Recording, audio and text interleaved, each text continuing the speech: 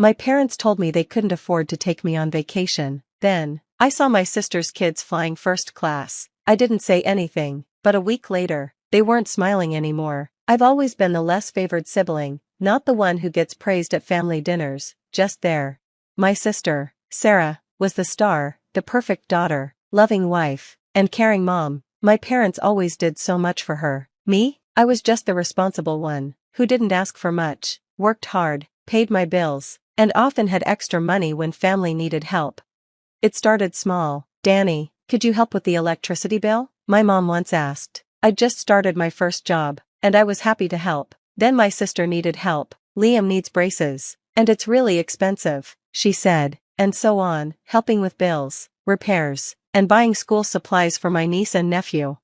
"You're so lucky, Danny," my mom would say. "You don't have all these responsibilities like Sarah." Lucky, they called it. I told myself it was fine. It's family, after all. Besides, I wasn't struggling. But there was one thing I'd always wanted: to travel. I'd dreamed about going to Italy for years, saving money, imagining myself there. But every time I got close, something came up, a family emergency, an unexpected expense, or guilt. So when I finally booked my dream trip to Italy, I paid for everything myself and told no one. It was my one selfish act. I was waiting at the airport, feeling excited but tired. Then I heard my sister's voice. "No, Liam, put your backpack down. The seats are huge." I turned around, and there they were, Sarah, my niece and nephew, and my parents, all in the priority boarding line, laughing and relaxed. First class. I couldn't believe it. My parents, who said they couldn't afford a trip for me. My sister, who always claimed they were struggling. I took a deep breath. Maybe they had saved up for this. Maybe it was a miracle. Then I heard my mom laugh. "Oh, I still feel bad we couldn't take Danny," she said. "Please," Sarah laughed. "He wouldn't have fit in." The word stung. I didn't say anything. I just watched them walk into first class, unaware I was there, and in that moment, something inside me changed. I didn't call or text them. For the first time, I let the silence be. Normally, I was the one checking in, making sure they were okay, but this time, nothing, and it felt good. My trip to Italy was everything I dreamed of: exploring ancient streets, drinking espresso, and standing in front of the Colosseum. I should have been happy, and I was, but at night, when I sat on my hotel balcony, I kept thinking about what Sarah had said at the airport. "He wouldn't have fit in." Those words stayed with me. It wasn't about the money. It was the realization that my family never saw me as part of their inner circle. They laughed at me. I wasn't a priority. I was just there to make their lives easier. A week later, when I returned, the call started. First, my mom. "Hey, sweetheart, how was your trip?" she asked cheerfully. I said flatly, "It was great." Then she asked, "Could you help us with groceries this month?" I let the silence sit for a moment. Then I laughed bitterly. "Groceries? You mean the ones you bought on your way back from first class?" She went silent. Then, nervously, she said, "It's not what you think. We had airline miles saved up, and Sarah found a good deal." "Don't." I cut her off. "Just don't." "Sweetheart, we didn't think you'd mind," she said finally. I was furious. "You didn't think I'd mind?" I repeated. No apology, just a casual admission they never considered me. That was the moment I decided, no more bills, no more helping out, no more being the forgotten son. 2 days later, my sister called. "What do you want, Sarah?" I said, not bothering with a greeting. She snapped. "Oh, so now you're too good to answer your family?" I smirked. "First class must have really spoiled you." "You're mad about that?" She laughed. "Grow up." "I'm growing up," I said. "That's why I'm done taking care of you." She tried to sweet-talk me, like she always did when she wanted something. "Danny, come on, you know how hard things are for us." "I still paid for Liam's soccer fees last month," I reminded her. "Well, yeah, because you always do," she said, like it was my job. "Not anymore," I said simply. She laughed bitterly. "You're selfish." I hung up, and for the first time, I felt free. The silence didn't last long. By morning, my phone was flooded with calls. First, my mom. "Daniel, this isn't okay. We're family. Call me back." Then my dad. "Don't be dramatic. Your sister and the kids need your help." And Sarah, "Are you really ignoring us now?" I didn't answer. Instead, I made a coffee and sat in silence, feeling at peace for the first time in years. I hadn't had a single day in years without someone asking me for something. It felt great at first, but by noon, the guilt trips turned into panic. My mom called again. I let it go to voicemail. A minute later, a text popped up. Mom, Danny, please, we have a problem. I rolled my eyes. Another problem. Another crisis I was expected to fix. Then another text came. Mom, it's about the house. That got my attention. I sighed, debating whether to ignore it, but part of me still cared, so I called. What now? I asked when she picked up. She sighed. Daniel, your father and we didn't want to worry you, but we're behind on the mortgage. I pinched my nose. And you're telling me this now? We didn't want to bother you, she said, but now we need your help. Help? I scoffed. You mean you want me to pay it? It's just this month, she hurried, just to keep us going until things get better. Funny, I said, leaning back. You could afford first-class tickets but not your mortgage? Silence, then a sigh. It wasn't like that, she said. It was exactly like that. I cut her off. You didn't think twice about spending money on Sarah's kids, but when it comes to your own son, suddenly there's nothing left. That's not fair, she snapped. You don't get what it's like to have responsibilities, she said. You don't understand raising kids. You're right, I said coldly. I was too busy taking care of your problems to have my own life. Silence, then, softer, she said, Danny, we need you. And that was the truth. They needed me, not because they loved me, but because without me, everything would fall apart. I know, I said, but you'll have to figure it out without me. I hung up, and this time, I didn't feel guilty. The next few days were quiet. No texts, no calls, no guilt trips. For once, I felt free, but I knew it wouldn't last. Sure enough, 3 days later, my sister showed up at my apartment. I heard the knock before I even looked at my phone. Sarah, I muttered. Open the door, she called. I took my time. I wasn't in a rush to deal with her. When I opened the door, she stormed in. What is wrong with you? She shouted, throwing her purse on my kitchen counter. Excuse me? I raised an eyebrow.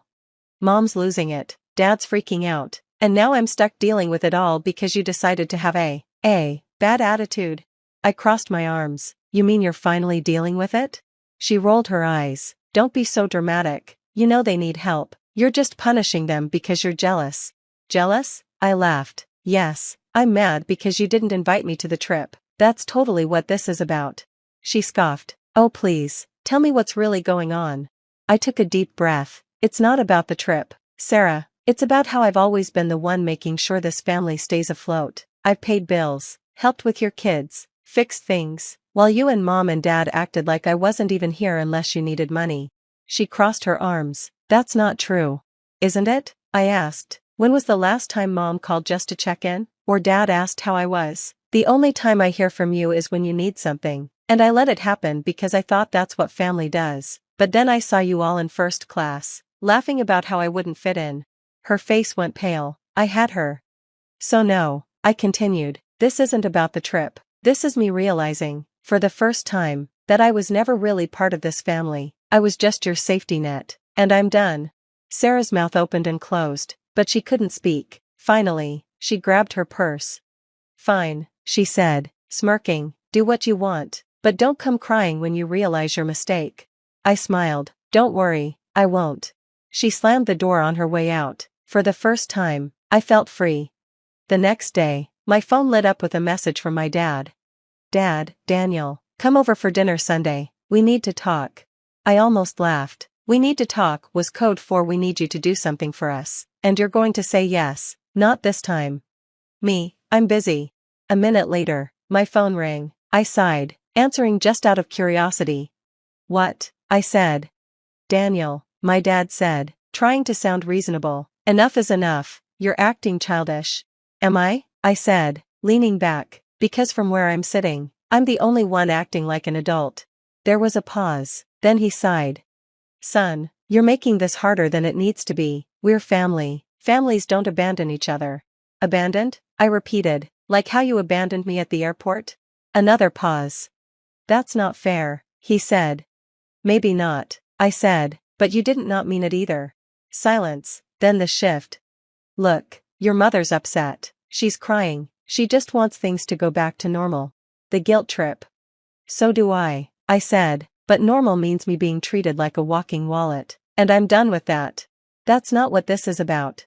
Then why are you calling me now, Dad? I cut him off. Why didn't you call just to check in last week? Why is it only when you need money? Silence, a long one this time. Finally, he said, I don't know what you want from us, Daniel. Nothing, I said, that's the whole point. Then I hung up. For the next few days, I waited for something else, another call, another text, another unwanted visit, but nothing came. It was too quiet. Then, one evening, my phone buzzed with a message from Sarah. Sarah, I hope you're happy. Mom and Dad are in trouble because of you. I rolled my eyes. Me? They'll manage. Sarah, no, they won't. They're 2 months behind on their mortgage, and the bank's already sending notices, but I guess that doesn't matter to you. Me? It didn't matter when you were buying first-class tickets. Sarah, oh my God, let it go, that was one time. Me, and it was the one time I saw the truth. She didn't respond after that. The next morning, my mom called again. This time, I answered. Danny, she sniffled, we're in trouble. So I've heard, I said flatly. The bank, threatening foreclosure? She stayed quiet, then continued, please, just help us this one last time. One last time, I said. That's what you said the first time you asked for money. No, I said, I'm done. Danny? No, I repeated, you made your choices, now you live with them. Silence, then anger. You're being selfish, she snapped. After everything we've done for you, this is how you repay us? I couldn't believe it. Done for me? I asked, laughing bitterly. Mom, name one thing you've done for me in the last 5 years that wasn't about money. Nothing, not a single thing. That was the end of the conversation. Good luck, Mom, I said and hung up. Days passed, and then I heard the news. Sarah had finally helped. She used her savings to cover the bills for Mom and Dad, something she had never done before. She had to pay their mortgage, utilities, and some credit card debt. But it wasn't going well. I found out from a friend that Sarah and her husband were fighting over money. They had no idea how much Mom and Dad depended on me, and now it was putting a strain on their finances too. Their perfect life was falling apart, and my parents were learning what it felt like to struggle without me. And me? I felt lighter than ever. For weeks, I didn't hear from my family. I expected more calls, more guilt trips, or maybe even a visit, but everything stopped. They were too busy dealing with their problems, and for the first time, I was truly free. My paycheck was mine. No more sending money to my parents or covering Sarah's kids' school fees. I didn't have to worry about their needs anymore. I started enjoying life again. I redecorated my apartment, bought new furniture, and even treated myself to a high-end espresso machine. I went on a trip to Japan, something I had always wanted to do. I was finally living without guilt, spending my money on myself for once. It felt like a fresh start, like I wasn't just a source of income for people who were supposed to love me. Then came the shock. One night, I was scrolling through social media and saw a post tagged with Sarah's name. It was a photo of her and her husband at dinner, but something was wrong. The caption said, "Tough times don't last, but tough people do. Hang in there, Sarah." Sarah's smile was forced, and her husband looked tired. They looked older, like they'd been through a lot. I clicked through to Sarah's page, and the usual happy family photos were gone. No beach trips or birthday parties, just silence. Then I got a message from Kelly, Sarah's friend. "Hey Danny, I don't know if I should be telling you this, but I think you should know things are bad at home." I hesitated but replied, "Why are you telling me?" "Because I know how much you did for them. Now that you've stopped, everything's falling apart." A few minutes later, Kelly sent a screenshot of a group chat Sarah had with her friends. I read the messages Sarah had sent about me. "Sarah, Danny is such a fool. He's just watching us suffer like we deserve this. He doesn't care about anyone but himself. I had to drain my savings to keep Mom and Dad afloat, and guess what? They're still drowning. We can't keep doing this. Mark is mad. He says it's all their fault for relying on Danny in the first place. I swear to God, if Danny doesn't come crawling back soon, I don't know what we're going to do." I couldn't help but laugh. Crawling back? She still thought I needed them. A week later, I got a call from an unknown number. I almost didn't pick up, but something told me to answer. "Hello?" It was Dad. I hadn't heard from him in over a month. "What do you want?" I asked flatly. He sighed. "Son, we need to talk." "We really don't," I replied. "Enough is enough. You've made your point, but we, your parents, This is getting ridiculous. I smirked. What's ridiculous? You abandoning your family over a vacation? He snapped. This isn't about the vacation. Then what is it about? I asked, tired of the same old excuses. This is about me giving everything for a family that never appreciated it. That's not true, he said quickly. Then why was I never invited to anything? I interrupted. Silence. He didn't answer, and instead said, we can fix this, your mom and I. Fix what, Dad? I cut him off again. The fact that I finally have boundaries? That I'm not letting you manipulate me anymore? You want to go back to the way it was. Silence again, and then a sigh. Sarah's struggling, Danny, she needs help. I laughed. Now Sarah needs me? She's drowning. Mark's talking about selling the house. The kids don't understand what's happening. Not my problem, I said calmly. There was silence. Then, coldly, Dad said, so that's it? You're just walking away? You walked away first, I reminded him. Remember at the airport? More silence. Then, bitterly, he said, fine, and hung up. That was the last time I heard from my dad. I thought my mom would call me again, but she never did. Sarah stopped messaging me too. A month later, I heard from a mutual friend that Sarah and Mark sold their house and moved to a smaller one. My parents had to downsize too, losing the life they'd been comfortable in. Now, they were learning what life without me felt like. And me? I was free. Free from the financial burden and free from them. I didn't owe them my money, my success, or my forgiveness. So, I blocked their numbers and never looked back. For the first time, I was living for myself, and it felt amazing. The first time I defied my father, I was 7 years old. Instead of practicing piano scales like a proper Montgomery daughter, I composed my own melody, a childish tune about butterflies and rain. When he caught me, his disappointment echoed through our mansion's music room louder than any symphony. That's not how a Montgomery succeeds, he said, closing the piano lid over my small fingers. I'm Noelle, and 23 years later, I'm still composing my own melodies, still disappointing Edward Montgomery. The day everything changed, I was sitting at that same piano, my fingers dancing across ivory keys that had witnessed countless family arguments. The piece I played was my latest composition. Something raw and rebellious that would have made my father's perfectly groomed mustache twitch. Not this again. His voice boomed from the doorway. The company meeting starts in 20 minutes. You should be there, not wasting time with this nonsense. I kept playing, letting the music speak for me. The melody grew darker, angrier. Noelle. His shoes clicked against the hardwood floor as he approached. You're 30 years old. It's time to grow up and take your place in Montgomery Furnishings. My fingers slammed the final chord. My place? You mean designing catalogs and attending boring board meetings? It's your legacy, he said, as if that explained everything. My legacy is music. I stood up, meeting his steel gray eyes. I've been offered a chance to perform in Paris. Real venues, real audiences. Paris? He laughed, but there was no humor in it. And what about the business? Your sister Marin can't handle everything alone. Marin loves the business. I don't. I never have. You're choosing street performances over your family's century-old legacy? His voice dropped to that dangerous quiet I remembered from childhood. Think carefully about this, Noelle. I already have. I pulled an envelope from my bag, my one-way ticket to Paris. I leave next week. He stepped closer, towering over me like he did when I was 7. If you walk out that door, don't expect to come back. No trust fund, no safety net, no family name to fall back on. Dad, please, no. He held up his hand. You're either a Montgomery or you're not. Choose. My best friend Paris's words from last night echoed in my head. Sometimes family is just people you share DNA with. Real family supports your dreams. I grabbed my sheet music from the piano. Then I guess I'm not a Montgomery anymore. Noelle. Marin appeared in the doorway, her eyes wide. You can't be serious. I am. I hugged her quickly, breathing in her familiar lavender perfume. I'm sorry, but I have to do this. You'll regret this. My father called as I walked away. When you're struggling on some Parisian street corner, remember? You chose this. I paused at the door, my hand trembling on the knob.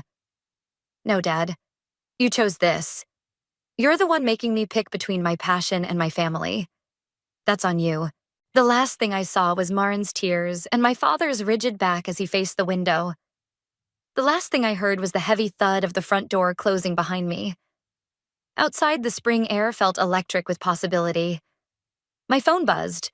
A text from Paris Walker, my namesake friend who'd been performing in France for years.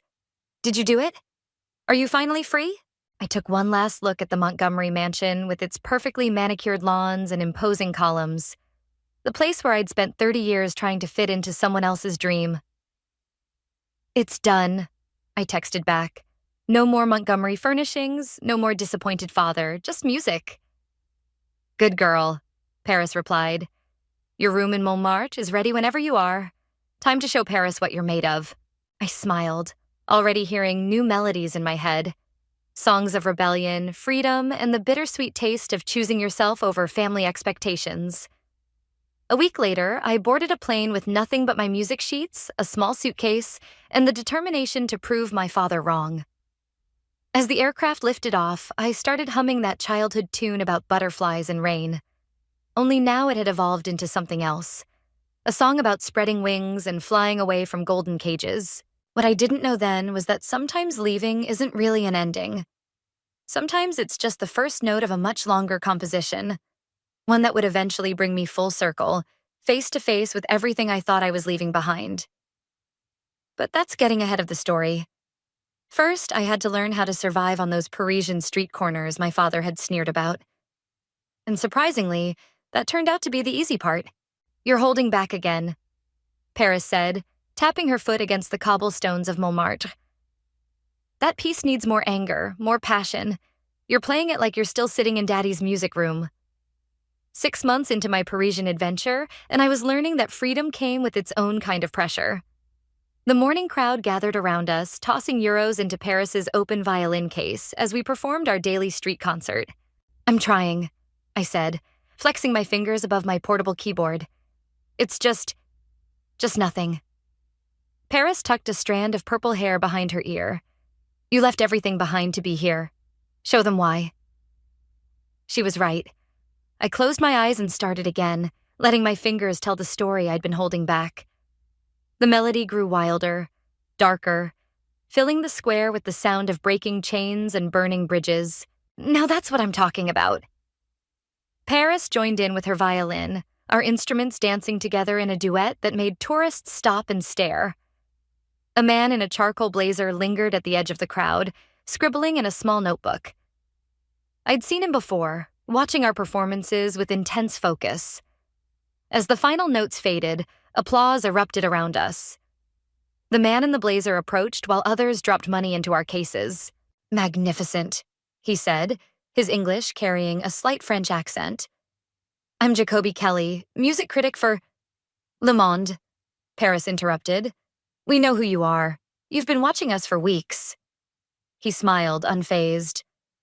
I'm particularly interested in your original compositions, Noelle. They have a unique, raw authenticity. Thanks, I said, packing up my keyboard.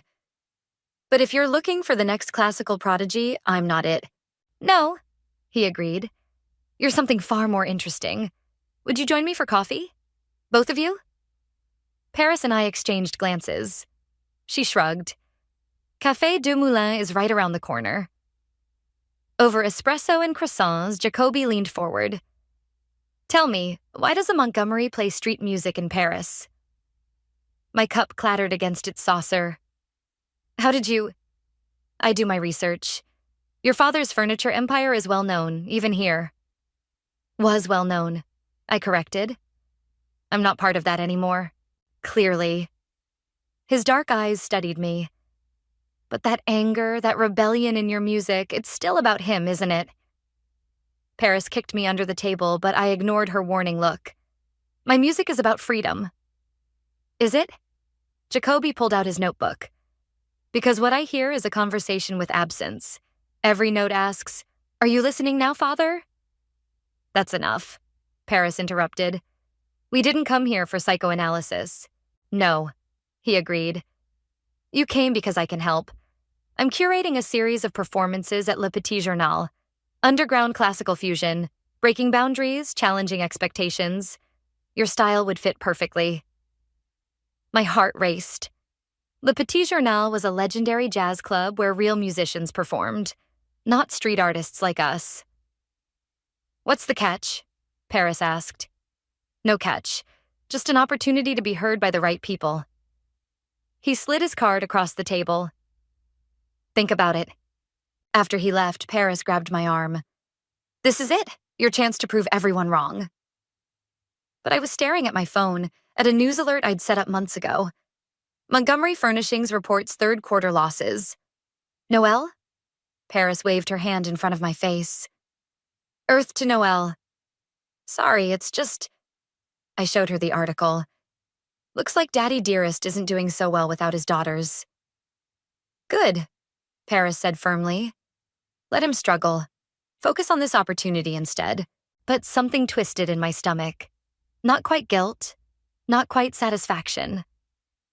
Maybe Jacoby was right about my music being a conversation with absence. That evening, I practiced in our tiny apartment, trying to capture that raw energy from the morning's performance. Paris sat cross-legged on her bed, violin in lap. You know what your problem is? She said suddenly. You're still playing for him. Even here. Even now. I am not. You are. But maybe... She grinned mischievously. Maybe that's not such a bad thing. What do you mean? Think about it. Le Petit Journal gets written up in all the major papers, international reviews. If you really want to show Daddy Dearest what he lost. I stopped playing, the possibility taking shape in my mind. You're terrible. I'm brilliant, she corrected. Call Jacoby. Take the gig. Show the world what happens when you try to cage a Montgomery. I reached for my phone, then hesitated. What if he's right? What if I'm just nothing? Paris said, echoing her words from this morning. You're not that scared 7-year-old anymore. You're an artist. It's time everyone knew it. Especially your father. I dialed Jacoby's number, my fingers steady on the keys. Sometimes the best revenge isn't about destroying someone else's dream. It's about building your own, right where they can see it. Surprise! Marin's voice rang through our tiny Montmartre apartment, making me drop my coffee mug. It shattered on the floor, dark liquid spreading like spilled secrets across the tiles. What are you? How did you? I stammered, staring at my sister standing in the doorway, her designer outfit completely out of place among our bohemian decor. Paris gave me your address, she said, dropping her Gucci bag on our secondhand couch. Don't be mad at her, I practically begged. I shot Paris a betrayed look as she emerged from her room. She shrugged. Family drama makes for better music. You'll thank me later. I doubt that, I muttered, grabbing paper towels to clean up the mess. Why are you here, Marin? My sister's perfectly maintained smile faltered. Can't I visit my big sister? After a year of radio silence, try again. Marin sank onto the couch, suddenly looking exhausted. The business is failing, Noelle. Really failing this time. I know. I read the reports. I kept wiping the floor, avoiding her eyes. No, you don't understand. Dad's losing everything. The main factory, the showrooms, even the house might have to go up for sale. That made me stop. The house? But it's been in the family for 4 generations, yes. Marin leaned forward. We need help. Fresh ideas, new marketing strategies. Something to attract younger clients. And Dad sent you to ask for my help? I laughed bitterly. That doesn't sound like him. He doesn't know I'm here. She twisted her wedding ring nervously. But I've seen your performances online. The videos from Le Petit Journal? You're making waves, Noelle. People are talking about your music, your style. So?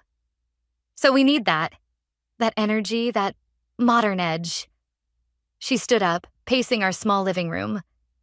The furniture business is dying because it's stuck in the past, just like Dad. Paris, who'd been unusually quiet, spoke up. Your sister's about to have her first major solo concert. Critics are flying in from all over Europe. This isn't exactly the best timing. Or maybe it's perfect timing, Marin countered. Think about it. All those influential people in one place? We could turn it into an event. Showcase some pieces, blend art with furniture design. Stop. I held up my hand. Just stop. You want me to turn my concert into a furniture sale? I want you to help save our family's legacy. Our legacy? My voice rose. Where was this family loyalty when Dad cut me off? When you all stopped returning my calls? Marin's face crumpled. I was wrong, okay? We were all wrong. But this isn't about Dad's pride anymore. There are 300 employees who could lose their jobs, real families who depend on us. The room fell silent except for the distant sound of street musicians below. Paris touched my arm gently. Maybe you should hear her out. You can't be serious. Think about it, she said. You wanted revenge? What better revenge than swooping in to save the day? Make Dad admit he needs the daughter he rejected? A knock at the door interrupted us. Jacoby stood there looking surprised at our little gathering. Bad time? Perfect time, Paris said before I could speak. We were just discussing Noelle's upcoming concert. Ah, yes. He smiled, entering the room. The buzz is building. I've had calls from critics in London and Berlin who want to attend. Marin's eyes lit up. See? This is exactly what I mean. We could... Marin, please. I rubbed my temples. Jacoby, this is my sister. She's here to recruit me for a family business intervention. His eyebrows rose. The Montgomery furniture empire? I read about their troubles. Fascinating situation. There's nothing fascinating about watching your father's life work crumble. Marin snapped. No? Jacoby settled into our reading chair. A traditional business facing modern challenges, a prodigal daughter finding success in exile, and now a potential redemption arc? Sounds like quite the story to me. This isn't a story, I said.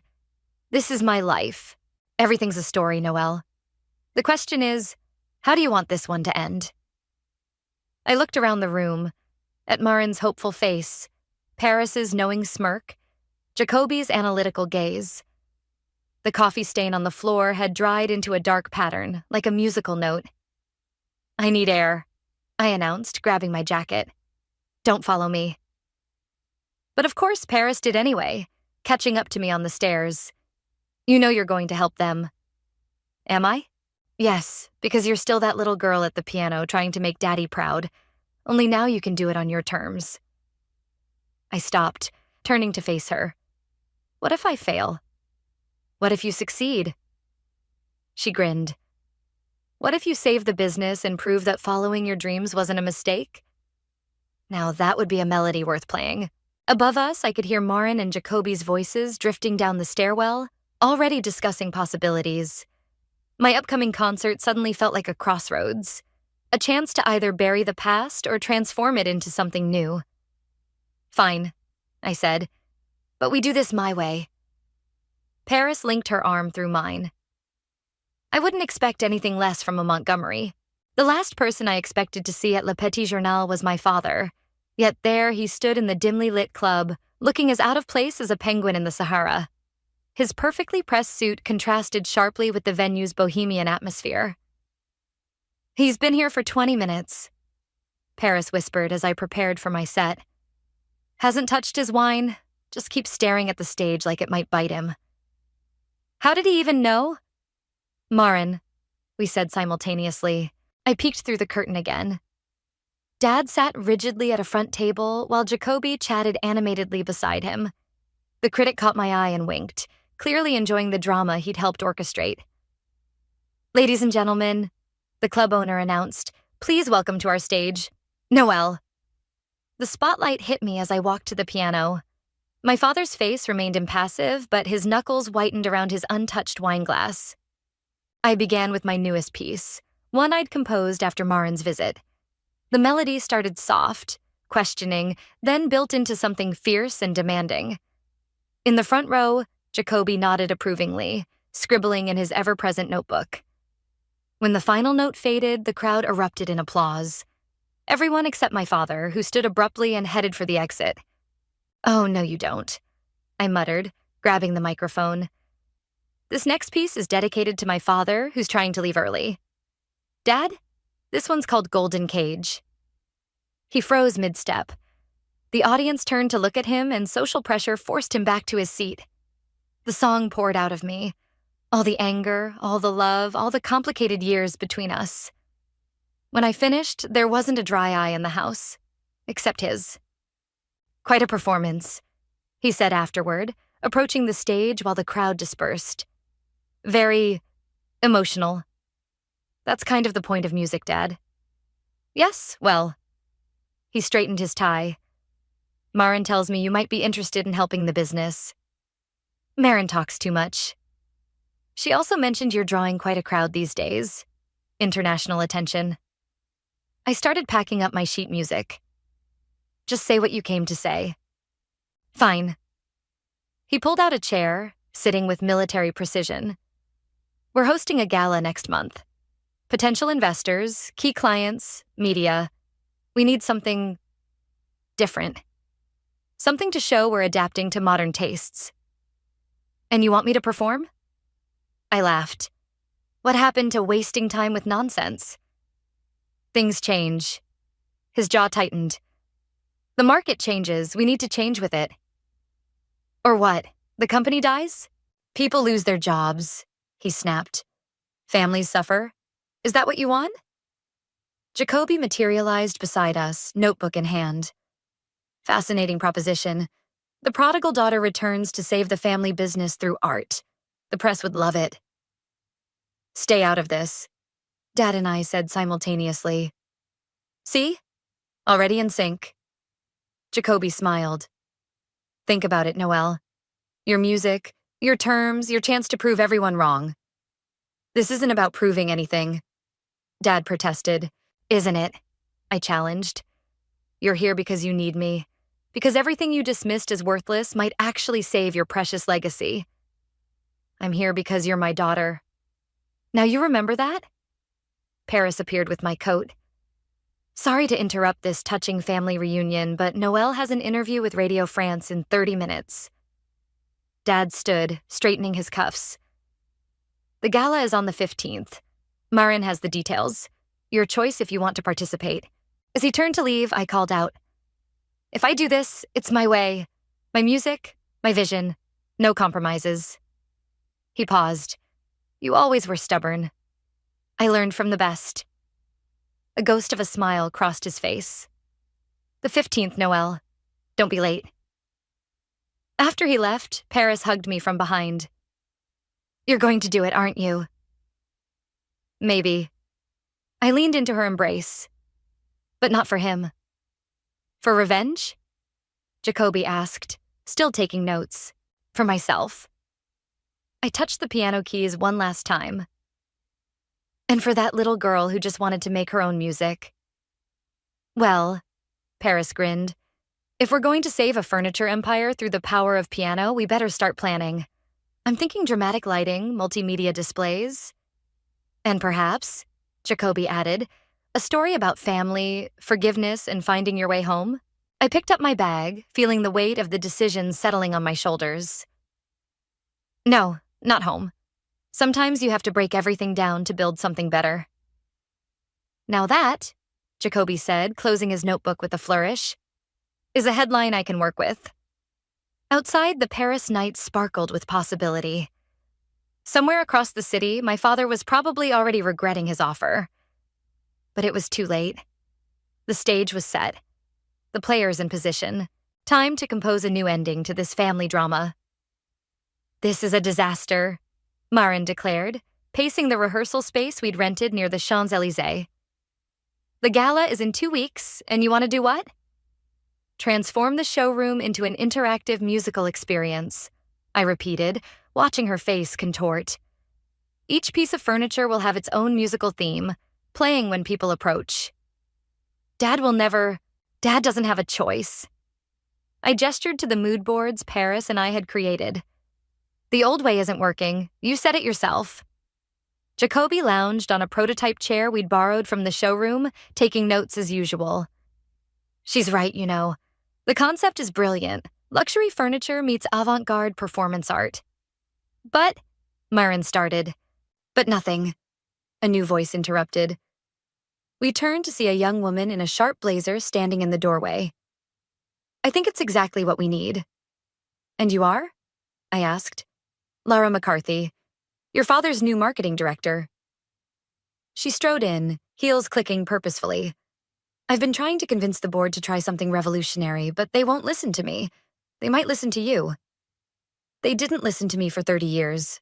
Why start now? Because now you have leverage. She smiled sharply. And because I've seen your performances, you understand something they don't. Emotion sells. Paris picked up her violin. Show her what we've been working on. I sat at the piano while Paris positioned herself near the furniture displays. The melody began softly, almost traditionally, before morphing into something more contemporary. As the music shifted, Paris moved between the pieces, each segment of the song highlighting different furniture styles. See? I explained as we finished. Each piece gets its own musical identity. Modern meets classical, just like the furniture meets contemporary design. It's perfect, Lara breathed. But there's one problem. Just one? Marin muttered. Your father's business partner, Aston, he's traditional. Very traditional. He'll fight this. Let him, I said, standing. I'm not here to make friends. Jacoby closed his notebook with a snap. No, you're here for revenge. I'm here to save the company. Are you? He moved closer, his voice low. Because everything about this screams, I told you so. The elaborate production, the dramatic transformations, you're not saving the company, you're proving a point. What's wrong with both? Paris interjected. Nothing, if she admits it. Jacoby's dark eyes held mine. But revenge and redemption are different melodies, Noelle. Which one are you really playing? Before I could answer, the door opened again. My father entered, followed by a silver-haired man I recognized as Aston. What's all this? Aston demanded, gesturing at our displays. The future, Lara said firmly. If you'll let it be. Dad surveyed the room, his expression unreadable. Show me. We performed again, this time with Lara narrating the concept. I watched my father's face, searching for any hint of approval or disdain, but he remained frustratingly neutral. Aston didn't bother hiding his opinion. This is ridiculous. We sell furniture, not concert tickets. We're selling an experience, I countered. Something unique, memorable. When was the last time anyone felt emotional about a coffee table? This isn't some street performance. No, it's better. I cut him off. It's innovation. It's passion. It's everything this company has forgotten how to be. Edward, Aston appealed to my father. You can't seriously be considering this circus act. Dad walked to the piano, running his finger along its polished surface. What do you really want, Noelle? What? From this. From us. What's your endgame? The room fell silent. Paris squeezed my hand, while Jacoby leaned forward, pen poised.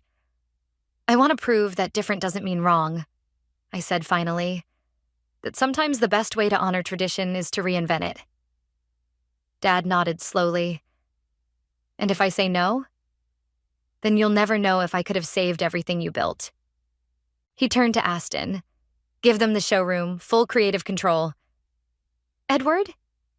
My daughter gets one chance to prove herself. His eyes met mine. Don't make me regret this. After they left, Marin hugged me impulsively. I can't believe that worked. It hasn't worked yet, I reminded her.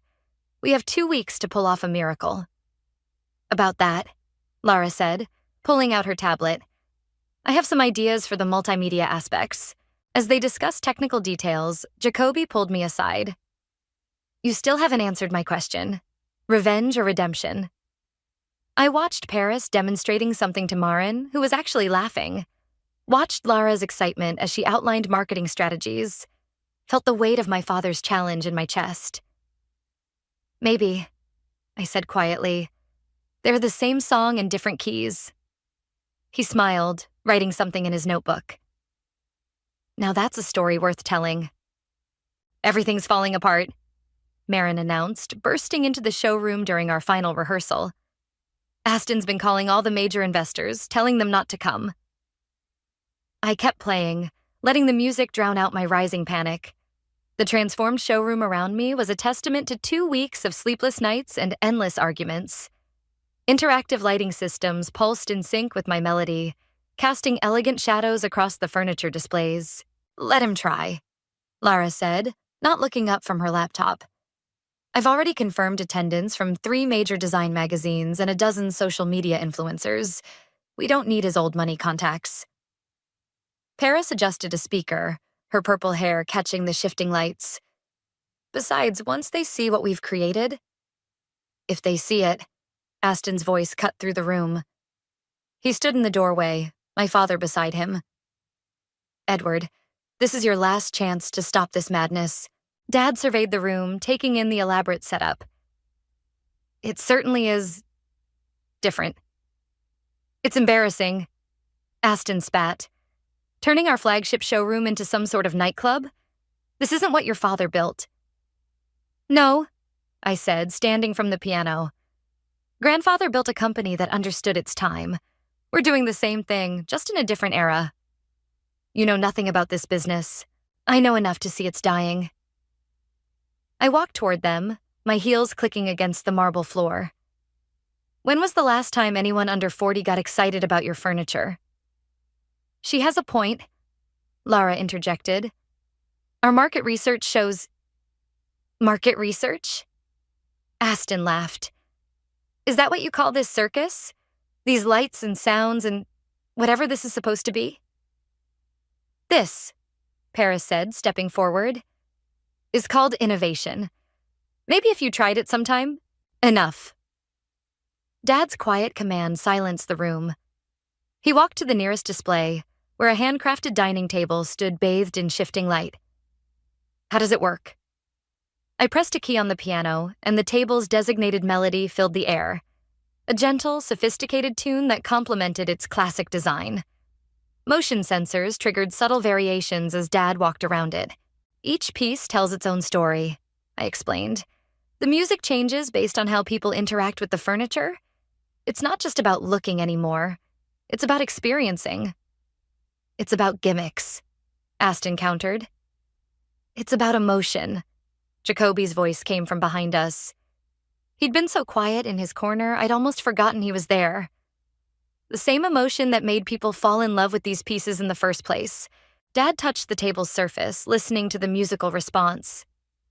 "And you really think this will work?" "No," I said honestly. "I think it's either going to be brilliant or a complete disaster. But isn't that better than slowly fading away?" A ghost of a smile touched his lips.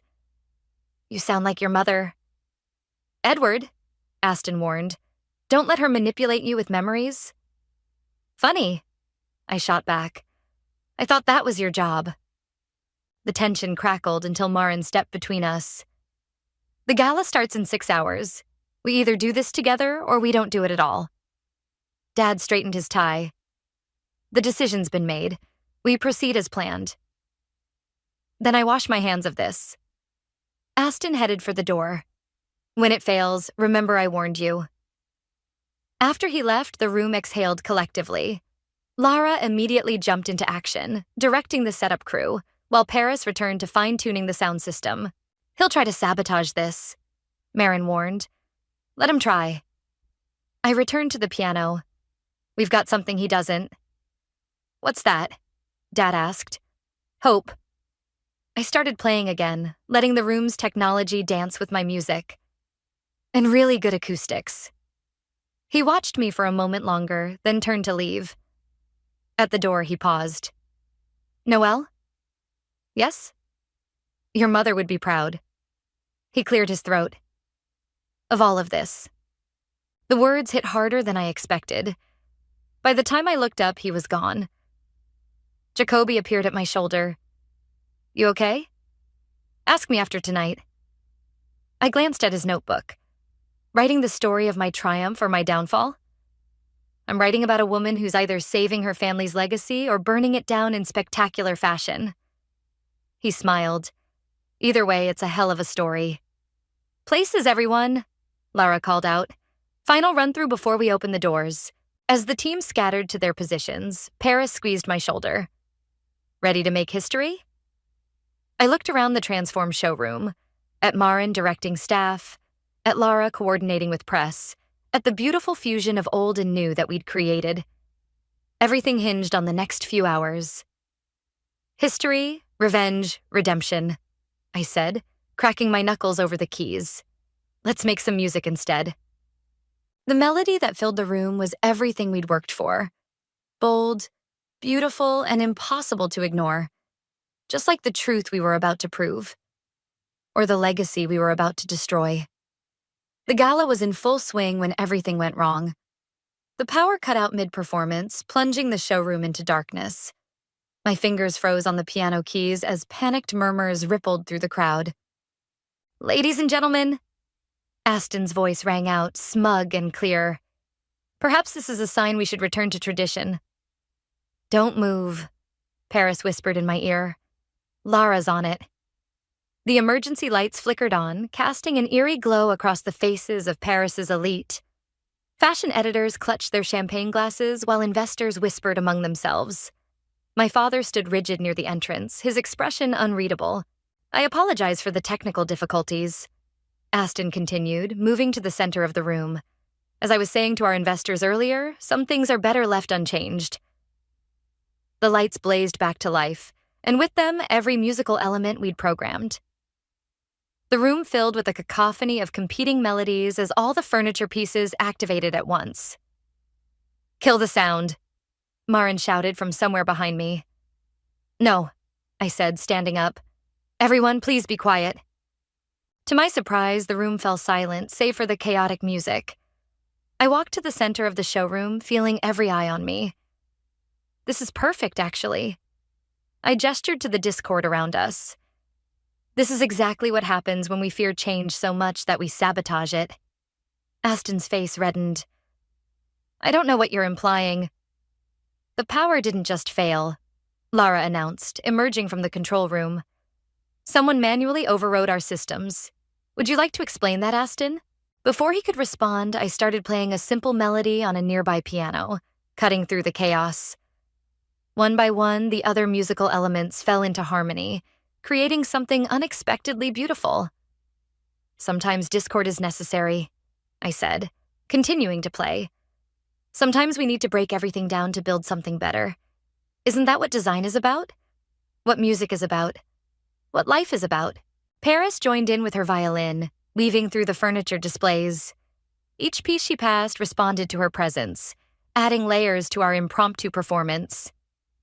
My grandfather built this company on innovation, I continued, my voice carrying over the music.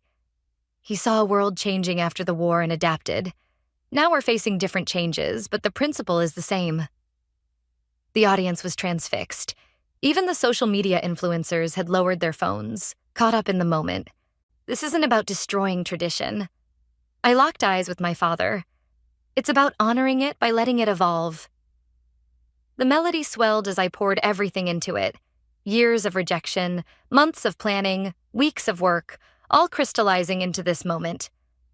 Paris matched me note for note, our music dancing through the transformed showroom. Ridiculous, Aston scoffed, but a young woman in designer clothes shushed him. I'll take 2 of those dining sets, she announced, the ones that play that gorgeous minor key transition. Like a dam breaking, other voices joined in. Orders were placed, cards were exchanged, and Lara's tablet pinged continuously with press inquiries. Edward, Aston appealed to my father. You can't seriously. I think, Dad said slowly. You should leave, Aston. We'll discuss your resignation tomorrow. The room buzzed with excitement as Aston stormed out. I kept playing, but my father's approach made my fingers tremble slightly on the keys. Don't stop, he said softly. Your mother used to play like this. like the music was a living thing. Dad, I was wrong. The words came out rough, unpracticed. About everything, the business, your music, you. The melody softened as Paris took over the main line, letting me turn to face him. I was wrong too, I admitted. This wasn't about revenge. Not really. Then what was it about? I gestured to the room, to Marin hugging Lara, to the excited crowds, to Paris's triumphant playing. About proving we can build something new without destroying what matters. He nodded, emotion finally cracking his composed facade. Would you consider coming back? Not to take over, but to help guide us forward. On your terms. On my terms, I repeated, turning back to the piano. That includes keeping my concerts at Le Petit Journal. I wouldn't expect anything less from a Montgomery. As if on cue, Paris launched into our finale piece, the one about butterflies and rain that had started everything. The one my father had once silenced.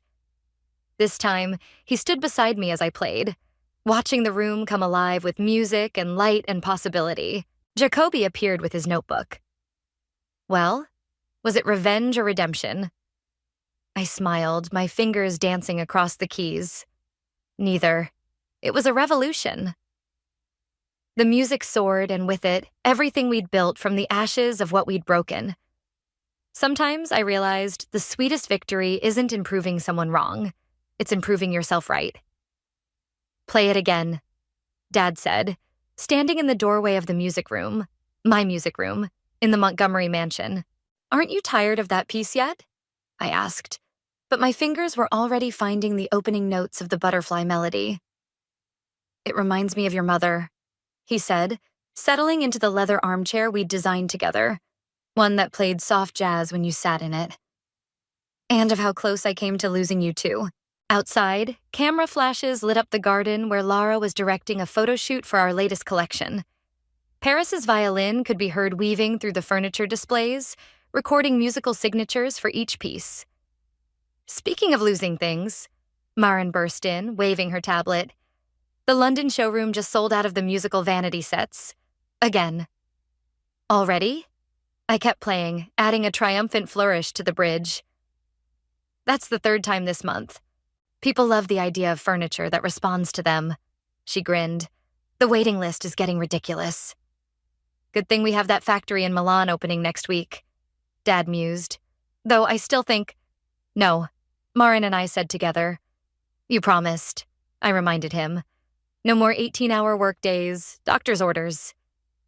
He grumbled but settled deeper into the chair, letting its gentle music soothe him. The heart attack had been minor, but it had scared us all enough to force some changes.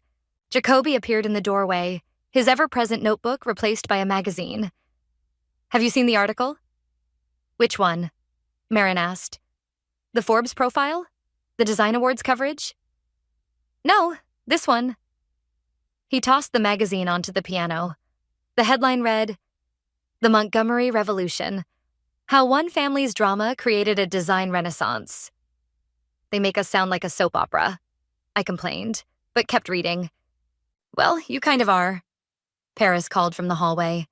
Rich family, prodigal daughter, dramatic showdowns, near bankruptcy, triumphant comeback. It's very dynasty. Minus the shoulder pads, Marin added. Don't give Lara any ideas, I warned. She's already talking about a reality show. Now that would be interesting, Jacoby mused.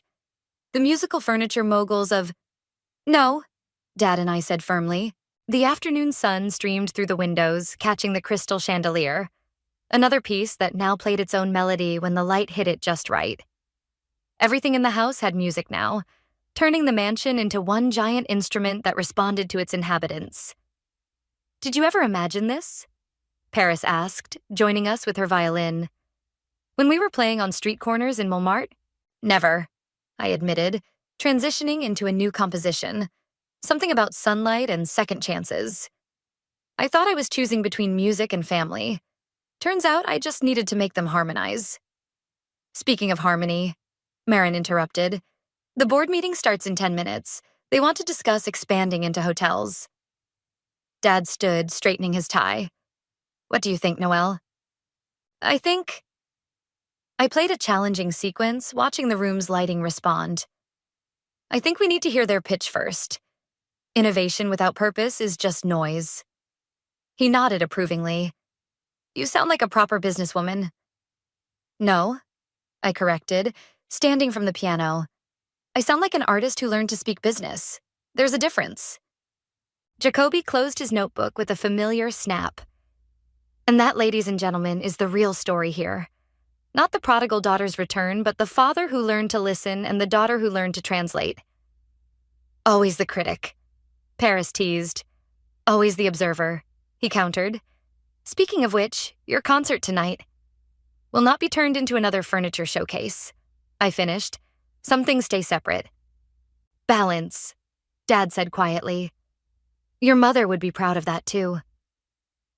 The word hung in the air like a perfect note. Balance. Between art and commerce, tradition and innovation, family and freedom. The very thing I'd been searching for all along. We should go. Marin checked her watch. The board's waiting. As everyone filed out, I lingered at the piano, playing those first few notes of the butterfly song. The room's systems responded automatically, creating a cascade of light and harmony. Coming? Dad asked from the doorway. Right behind you. I stood but paused to touch the piano keys one last time. Just remembering something. What's that? The little girl who used to sneak in here to compose. She thought she had to choose between her music and her family's approval. He walked back to me, placing a hand on my shoulder. And now? I gestured to the house around us, filled with music and light and possibility. Now she knows that sometimes the hardest songs are the ones most worth playing. Even if some people try to stop the music? Especially then. I linked my arm through his. Because here's what I learned in Paris. You can't stop music any more than you can stop progress. You can only choose whether to fight it or help conduct it. He squeezed my arm as we walked to the boardroom. Then let's go conduct. Behind us, the butterfly melody played softly, echoing through a house that had finally learned to sing. I never thought I'd be plotting revenge at my own brother's wedding reception, but there I was, gripping my champagne flute so hard I thought it might shatter. The way Eric looked at Natalia wasn't love, it was triumph. I'd seen that same expression when he'd close big deals at the office, and it made my stomach turn. My name is Mackenzie, and until 6 months ago, I thought I knew everything about my family's business and the people I loved most. Now, watching my brother spin my best friend around the dance floor in her white dress, I realized how wrong I'd been. You're going to burn a hole through them with that stare, Miguel said, appearing beside me. Our family lawyer had been around since we were kids, and he could read me like a book. Something's not right, I muttered, taking another sip. The timing is too convenient. Miguel's expression darkened. You need to hear something, not here. He gestured toward the garden terrace. Outside, the summer air was thick with jasmine. Miguel pulled out his phone and played a recording. Eric's voice filled the space between us. Once I'm married to Natalia, the board won't have a choice. They'll have to see me as the natural successor. Mackenzie won't know what hit her. My hand trembled. When was this? 3 weeks before the engagement. There's more. Miguel swiped through some documents on his phone. He's been making moves behind the scenes, leveraging his position to set up a power play. Does Natalia know? I don't think so. From what I can tell, she genuinely loves him. The music from inside swelled, and I caught glimpses of the reception through the windows. Autumn, our head of PR, was watching me with concern. She'd been trying to get my attention all evening. Mackenzie! Natalia's voice made me jump. She appeared in the doorway, radiant and smiling. There you are. I've been looking everywhere for you. I forced a smile, hugging her tightly. Just getting some air. You look beautiful. Come dance with us, both of you. She grabbed my hand, pulling me inside. As we moved through the crowd, Eric intercepted us. Mind if I steal my sister for a moment? His smile was perfect, practiced. Everything about him was. We stepped onto the dance floor, and he took the lead. Happy for me, sis? That depends, I said, keeping my voice low. Are you happy because you love her, or because you think marrying her gives you a shot at CEO? His step faltered slightly. What are you talking about? Cut the act, Eric. I know about your little plan. He pulled me closer, his grip tightening. You always were Dad's favorite, but things change. The board needs stability, tradition, a male heir. It's 2023, not 1923, I hissed. And you're making a massive mistake. Am I? His smile turned cold. We'll see about that. The song ended and I broke away, my mind racing. Autumn appeared at my elbow with a fresh drink and a concerned look. You okay, boss? No, I admitted, but I will be. An idea was forming. Dangerous, maybe cruel, but necessary. I need you to do something for me. Anything. Get me everything you can on the Dean family holdings, and I mean everything. She raised an eyebrow. Natalia's family? Yes. I have a feeling there's a lot my dear brother doesn't know about his new bride. Across the room, Natalia was laughing at something Paris Henderson was saying. Paris, our biggest competitor, had been circling our company like a shark lately.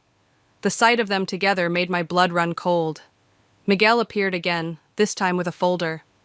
You might want to see this now. Inside were bank statements, transfer records, all with Eric's signature. My hands started shaking again, but this time with anger. He's been moving money around, Miguel explained quietly. Setting up shell companies, making risky investments. If these go south, the company could tank, I finished. And he's doing this while trying to position himself as CEO?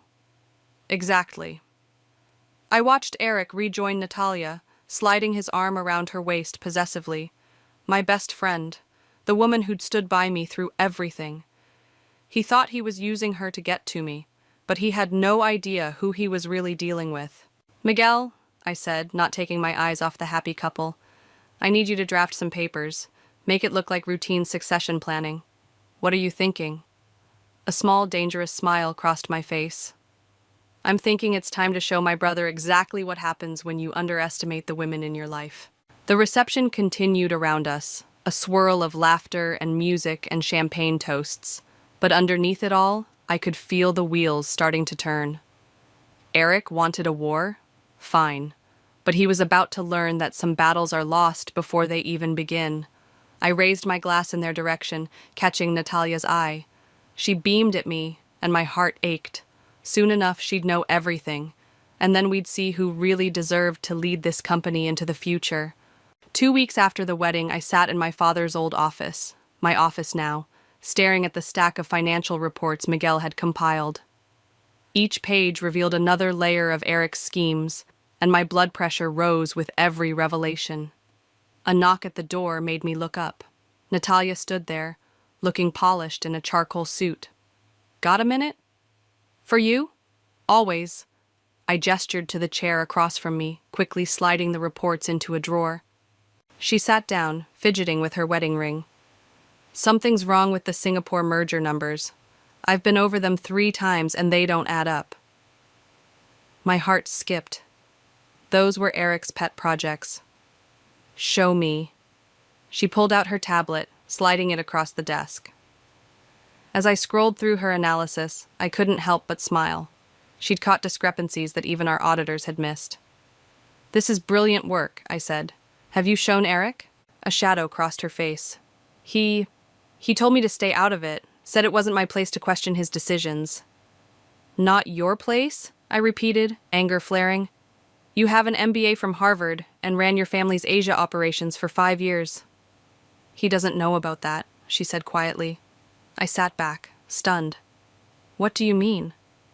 When we met, I was just helping my father with some basic accounting. Eric assumed... She shrugged. I never corrected him. The pieces started falling into place. Why not? Because for once, someone wasn't intimidated by my background. He just saw me as... me. Her voice cracked slightly.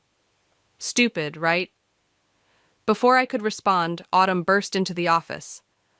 Sorry to interrupt, but we have a situation.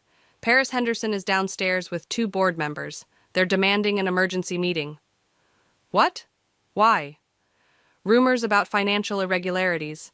Someone leaked information about the Singapore projects. Natalia's face went pale. I stood up, straightening my jacket. Get Miguel up here now and find Eric. He's not in the building, Autumn said. His assistant said he's at a golf course with investors. Of course he is, I muttered. Natalia, I need your help. Those numbers you found, can you put together a presentation in the next hour? She hesitated. Eric wouldn't like that. Eric isn't here. And right now, we need someone who actually understands international finance, please. Our eyes met, and I saw something shift in her expression. She nodded, pulling out her laptop. The next hour was a blur of preparation. Miguel arrived with legal documents, Autumn coordinated with PR, and Natalia worked miracles with spreadsheets. When we walked into the boardroom, Paris's smug smile faltered slightly. Ladies, gentlemen, I said, taking my place at the head of the table. I understand you have concerns. Let me address them. What followed was a masterclass in financial analysis led by Natalia. She broke down every transaction, explained every discrepancy, and presented a clear path forward. The board members were captivated. Paris looked like she'd swallowed a lemon. So you see, Natalia concluded, while there were some unconventional decisions made, we've identified the issues and have a solid strategy to correct course. Impressive, one of the board members said. Very impressive indeed. Ms. Henderson, I believe your concerns have been thoroughly addressed. Paris stood up, gathering her things. For now, but the shareholders will have questions about leadership stability. They certainly will, I agreed, which is why I'm announcing some changes to our succession plan. Miguel, he distributed folders to everyone present. These documents outline our new leadership structure, including the creation of a chief strategy officer position. And who will fill this role? Paris demanded. I smiled. Natalia Montgomery will be assuming the position effective immediately. The room erupted in murmurs. Natalia stared at me, shock written across her face. Before anyone could object, Eric burst through the door, still in his golf clothes. What the hell is going on here? He demanded. Damage control, I said calmly. Your wife just saved us from a potential crisis. You should be proud. He looked from me to Natalia, his face reddening. We'll discuss this at home. No, Natalia said, standing up. We'll discuss it here, now. I've spent too long hiding what I'm capable of, and I'm done. The board members exchanged impressed looks. Paris slipped out, clearly realizing her plan had backfired. Eric stood frozen, finally seeing his wife, really seeing her, for the first time. After the meeting, Natalia caught up with me in the hallway. Did you know? About my background? I did my research after the wedding. The question is, why didn't you tell me sooner? She looked away. I thought I could handle things on my own. I didn't want to come between you and Eric. I took her hand. You're not just my sister-in-law, you're my best friend. And now you're also our CSO. No more hiding who you are. She squeezed my hand, tears in her eyes. Thank you. As we walked back to my office, I couldn't help but smile. Phase 1 of my plan was complete, and Eric had no idea what was coming next. The next month flew by in a whirlwind of meetings and strategic planning sessions. Natalia and I worked late most nights, rebuilding what Eric had nearly destroyed. Tonight, we were holed up in my office, takeout containers littering the desk between us. Look at this, Natalia said, turning her laptop toward me. There's a small tech firm in Seattle that's been flying under the radar. Their AI integration software could revolutionize our manufacturing process. I leaned forward, scanning the numbers. How did you find this? I've been tracking them for months. They're looking for investors, but... She hesitated, biting her lip. But what? Paris Henderson has a meeting with them next week. I sat back, running my hands through my hair. Of course she does. That woman's like a shadow lately. There's something else. Natalia lowered her voice. The firm's CEO used to work with my father. I could reach out personally, off the record. A knock interrupted us. Miguel entered, looking grim. We have a problem. Eric's been meeting with board members privately. He's pushing for a vote of no confidence. My stomach dropped. Against me? Both of you. He's claiming nepotism in Natalia's appointment and questioning your judgment. Natalia's face hardened. He's still trying to control me, even at work. Last night, he actually suggested I should focus on starting a family instead of playing businesswoman. Playing? I repeated, anger rising. You've increased efficiency by 30% in 4 weeks. He doesn't see that. He doesn't want to see it. She stood up, pacing. But I might know something that could change everything. Miguel and I exchanged looks. What do you mean? I asked. Remember that tech firm I mentioned? There's a reason Paris is interested. They're sitting on a patent that could transform the entire industry, but they're worried about being swallowed by a larger corporation. Like Henderson Industries, Miguel said. Exactly. But what if... Natalia's eyes lit up. What if we offered them something different? A partnership instead of an acquisition. Let them maintain autonomy while giving them the resources to scale. I felt a smile spreading across my face. And if we secure that partnership before Paris's meeting, it would show the board exactly who's really qualified to lead this company, Miguel finished. Autumn burst in without knocking. Sorry to interrupt, but you need to see this. She handed me her phone, showing an email from one of our major shareholders. They're calling for an emergency board meeting next week, I read aloud, to discuss leadership concerns and succession planning. Eric's making his move, Miguel said. Natalia grabbed her coat.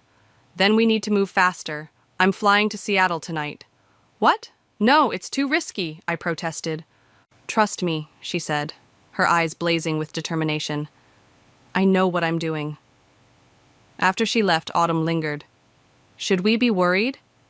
About Natalia? No. I smiled. About Eric's reaction when he realizes what's happening? Definitely. The next few days were tense. Eric strutted around the office like he'd already won, while Natalia was mysteriously absent.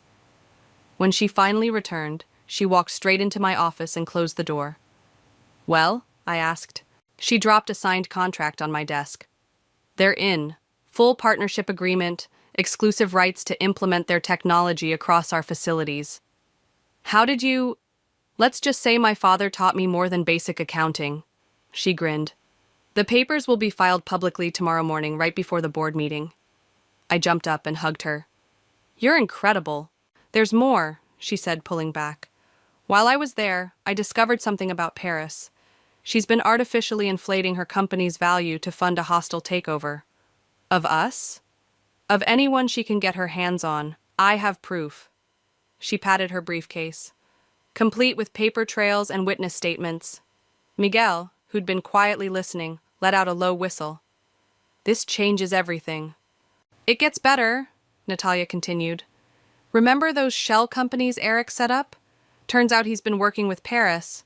They plan to weaken us from the inside, then let her swoop in and save the company. My hands clenched into fists. My own brother, who's currently celebrating at LeBlanc with Paris, Autumn added, showing us a photo on her phone. Apparently, they've been having regular strategy dinners. I looked at the team assembled in my office, loyal, brilliant people who actually cared about the company's future. Okay, here's what we're going to do. We worked through the night, preparing for the board meeting. As dawn broke, Natalia paused in her typing. Mackenzie, she said softly, thank you for seeing me, the real me. I always did, I replied. I just needed everyone else to see it too. She smiled, then turned back to her laptop. Oh, and one more thing. That tech firm's CEO, he's joining us for the board meeting tomorrow, in person. I raised an eyebrow. Really? Really. And wait until you hear what else he has to say about Paris Henderson.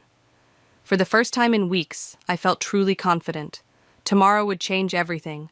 For the company, for Natalia, and especially for my dear brother. Sometimes karma needs a little help, and I was more than happy to provide it. As I sat in my office before the board meeting, my mind drifted back to Eric and Natalia's wedding day. The memory felt different now, tainted by what I knew. You're not going to believe this, Autumn said, bursting into my office. She pulled up security footage on her tablet. Watch. The video showed Eric and Paris in the parking garage late last night, arguing intensely. Even without audio, their body language told the story. Can we get sound? I asked. Autumn tapped the screen, and Paris's voice filled the room. You promised me control. The deal was supposed to be done months ago. I'm handling it, Eric snapped back. Once Mackenzie's out, everything falls into place. Your wife is becoming a problem. She's too smart, too capable. This isn't what we planned. Eric grabbed Paris's arm. I said I'm handling it. The footage ended. I felt sick. When was this? 2 a.m. There's more. Autumn pulled up an email chain. They've been planning this since before the wedding. Look at the dates. I scrolled through, my hands shaking. The emails detailed everything. Their scheme to weaken the company, push me out, and sell to Paris at a fraction of its worth. All while Natalia was planning her wedding, thinking she'd found true love. A soft knock made us both jump. Natalia stood in the doorway, looking elegant in a navy suit. The board's assembling. Are you ready? Are you? I asked. This won't be easy. She smiled, but it didn't reach her eyes. I've been preparing for this longer than you know. She pulled out her phone, showing me a photo from her wedding day. In it, she was alone in her dressing room, staring at her reflection. Autumn took this. Remember? Autumn nodded. You asked me to check on her before the ceremony. I knew something was wrong even then, Natalia said quietly. I just didn't want to admit it. The way Eric changed after the engagement, the secret meetings, the way he'd dismiss my suggestions about the business. Why did you go through with it? I asked. Because I thought I could change him, show him I was more than just a trophy wife. She laughed bitterly. Stupid, right? Not stupid, I said, standing up. Human. Miguel appeared in the doorway. They're ready for us, and our guest from Seattle just arrived. We walked to the boardroom together, a united front. Inside, Eric sat next to Paris, both looking smugly confident. The board members filled the remaining seats, with one conspicuously empty chair at the end. Before we begin, I said, taking my place at the head of the table, I'd like to introduce a special guest. On cue, James Walker, CEO of the Seattle tech firm, walked in. The color drained from Paris's face. James, she stammered, what are you doing here? Supporting my new partners, he replied coolly, taking the empty seat and setting the record straight. Eric's confident smile faltered. Partners? Natalia stepped forward, distributing folders to each board member. As of this morning, we've entered into an exclusive partnership with Mr. Walker's company. The paperwork has already been filed. That's impossible, Paris snapped. We had a deal. No, you had a scheme, James corrected. One that involved artificially inflating your company's value and attempting hostile takeovers. Would you like me to share the evidence with everyone? The board members began murmuring, flipping through the documents. Eric stood up abruptly. This is ridiculous. You can't just... Sit down, Natalia said, her voice like steel. We're not finished. She clicked a remote, and the parking garage footage played on the boardroom screen. The color drained from Eric's face as his own words filled the room. As you can see, I said when the video ended, certain parties have been working to undermine this company's stability for personal gain. The evidence is in your folders, along with our comprehensive plan to move forward. This is a witch hunt, Paris declared, standing up. You can't prove... Actually, James interrupted, we can prove everything, including your attempt to bribe my CFO last week. The next hour was brutal. Every scheme, every manipulation, every betrayal laid bare before the board. When the dust settled, Paris stormed out. Eric sat shell-shocked, and the board voted unanimously to approve our new leadership structure. After the meeting, I found Natalia in her office, staring out the window. You okay? I asked. No, she admitted, but I will be. She turned to face me. You know what's funny? I actually loved him, or who I thought he was. I know, I pulled her into a hug. I'm so sorry. She pulled back, wiping her eyes. Don't be. This needed to happen. And now... She gestured to the Seattle contract on her desk. Now we build something better. Together, I added. Together, she agreed, then smiled mischievously. Oh, and wait until you hear what else James told me about Paris's company. We're not done yet. Looking at her then, I saw not just my best friend or my sister-in-law, but a force to be reckoned with. Eric had no idea what he'd lost, but we knew exactly what we'd gained. The aftermath of the board meeting hit like a tsunami. Paris's company's stock plummeted when the news broke about her fraudulent practices. Reporters camped outside our building, hungry for details about the corporate scandal. Through it all, Natalia remained focused, determined, and absolutely brilliant. "Look at these projections," she said, spreading documents across my desk. "If we implement the new AI systems in phases, we can triple productivity within 18 months. I was about to respond when Autumn rushed in. "We've got a situation. Eric's downstairs making a scene." "What kind of scene?" I asked, already standing. "The drunk, angry kind. Security's trying to contain him, but he's demanding to see both of you." Natalia's face hardened. "I'll handle this." "We'll handle this," I corrected, following her to the elevator. When the doors opened to the lobby, we found Eric red-faced and shouting at two security guards. His expensive suit was rumpled, and he reeked of whiskey. "There they are," he slurred, pointing at us. "The backstabbing bitches themselves." "That's enough," Natalia said firmly. "You're embarrassing yourself." "I'm embarrassing myself?" He laughed bitterly. "You've been playing me this whole time, both of you." "No, Eric," I stepped forward. "You played yourself, and you played with people's lives like they were chess pieces." He lunged forward, but the security guards held him back. "You think you're so smart? Wait until the shareholders hear about your little power grab." "You mean the power grab that saved the company millions?" Natalia's voice was ice cold. "Or should we discuss your offshore accounts with Paris?" That stopped him short. "What are you talking about?" "The Cayman Islands accounts," I said, watching his face pale. "The ones you thought were untraceable. Miguel found them yesterday." "You had no right." "I had every right," Natalia exploded. "I'm your wife. I trusted you. I loved you. And all this time, you were just using me to get to the company?" The lobby fell silent. Even the security guards looked uncomfortable. "Nat," Eric's voice softened, trying a different approach. "Baby, we can work this out. Everything I did was for us, for our future." "Stop." She held up her hand. "Just stop. I've already filed for divorce." "You what?" His face contorted with rage. "You can't do that!" "Actually, she can," Miguel's voice came from behind us. He stepped forward, holding a thick envelope. "These are for you, Eric. Divorce papers, along with a cease and desist order. You're not welcome on company property." "This isn't over," Eric snarled, snatching the envelope. "You'll regret this. All of you." As security escorted him out, I noticed James watching from near the reception desk. He walked over, looking impressed. "Well, that was entertaining," he said. "Is it always this exciting around here?" "Only on Tuesdays," Natalia replied, smoothing her jacket. "Shall we discuss those integration timelines?" Back in my office, Autumn had already prepared damage control statements for the press. "Social media's blowing up about Eric's meltdown. Someone recorded it on their phone." "Perfect," I muttered. "Just what we need." "Actually," Miguel interjected, "this could work in our favor. The video shows him being unstable and aggressive, while you both remained professional. It supports our narrative." "He's right," James added. "The market responds to strength and stability. You just demonstrated both." Natalia was quiet, staring at her wedding ring. Without a word, she slipped it off and dropped it in her desk drawer. "The Seattle team arrives tomorrow to begin system integration. We should focus on that." "Are you okay?" I asked softly. She looked up, and I saw fierce determination in her eyes. "I'm better than okay. For the first time in months, I can breathe." Now, about those productivity projections. The rest of the day was a blur of meetings and planning sessions.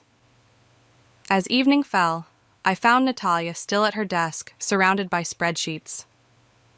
"You should go home," I said. "Home to what?" She sighed. "An empty house full of wedding photos and lies?" "Stay with me," I offered. "My guest room's always ready for you." She smiled gratefully. "Thanks, but I already booked a hotel. I need space, time to think. About what comes next. About everything." She stood up, gathering her things. "You know what's ironic? Eric thought he was using me to get control of the company, but he accidentally put me exactly where I needed to be to save it. Karma's funny that way. It is. She paused at the door. Paris called earlier. Wanted to make a deal. My heart stopped. And? A slow, dangerous smile spread across Natalia's face. Let's just say she's going to regret underestimating us even more than Eric does. Watching her leave, I couldn't help but feel proud. My brother had tried to break her, but instead, he'd helped forge her into something stronger. Sometimes the best revenge isn't about destroying someone. It's about becoming exactly who you were meant to be. The integration of James's AI technology was going smoothly when Paris made her next move. I was in a meeting with the Seattle team when Autumn burst in, tablet in hand. "You need to see this," she said, pulling up a financial news site. The headline made my blood run cold.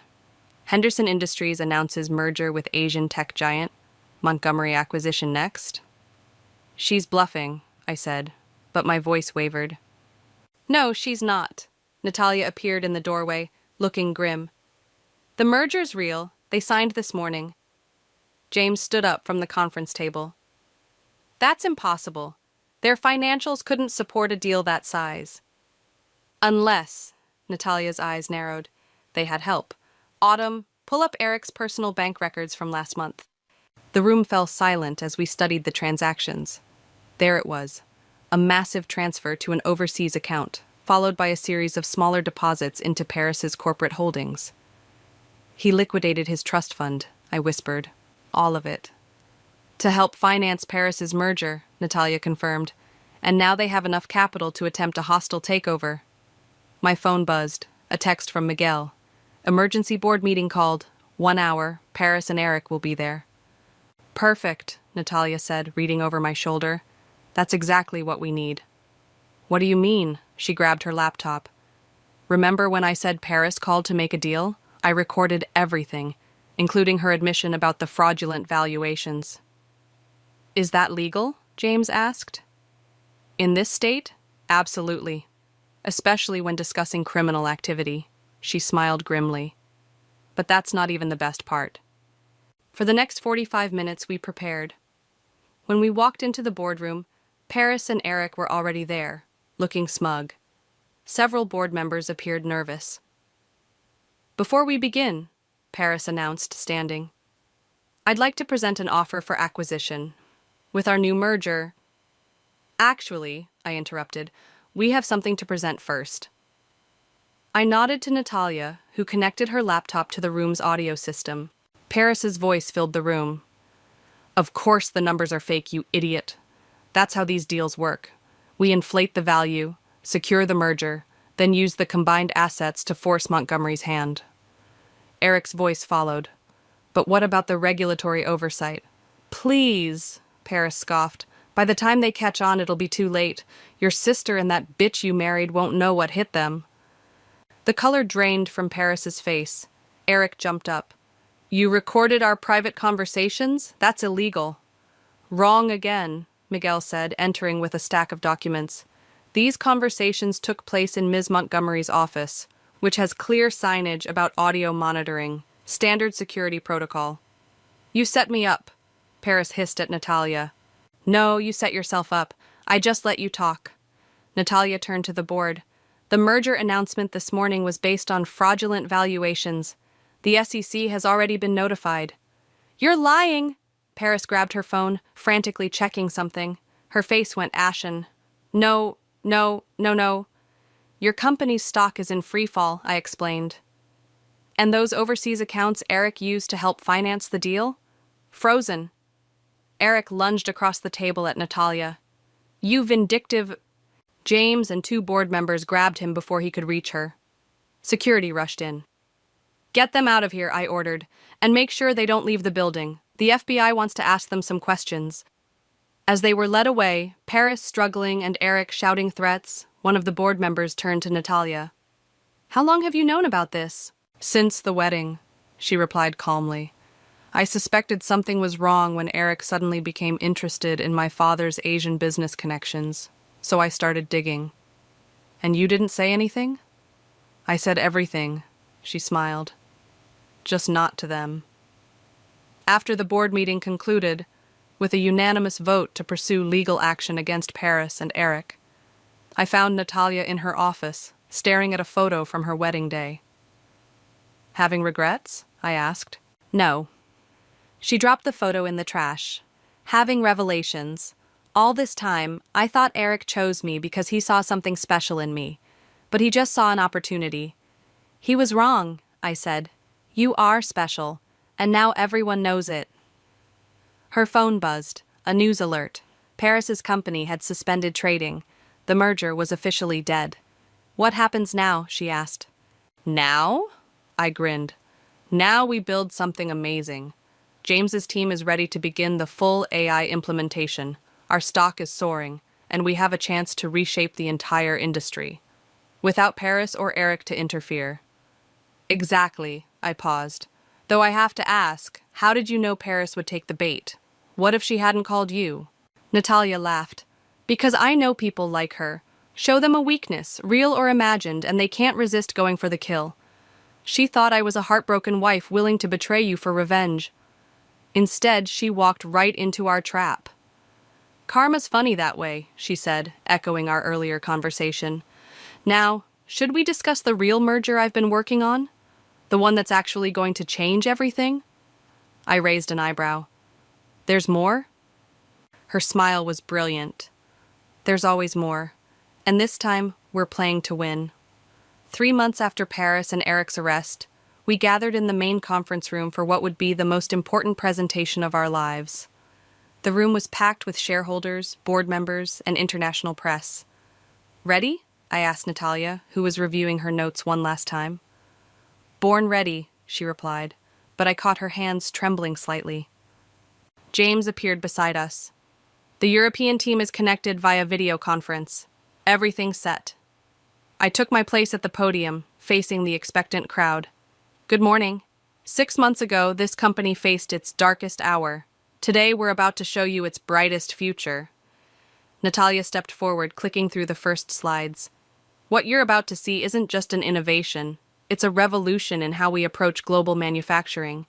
The presentation unfolded like a perfectly choreographed dance. We showed them the results of our AI integration, productivity up 340%, costs down 60%. But that was just the warm-up. "Now," Natalia said, her voice strong and clear, "let me show you what's next." The screens lit up with a new logo, a merger of our company and 3 international tech firms, creating the world's first truly integrated smart manufacturing network. The room erupted in whispers.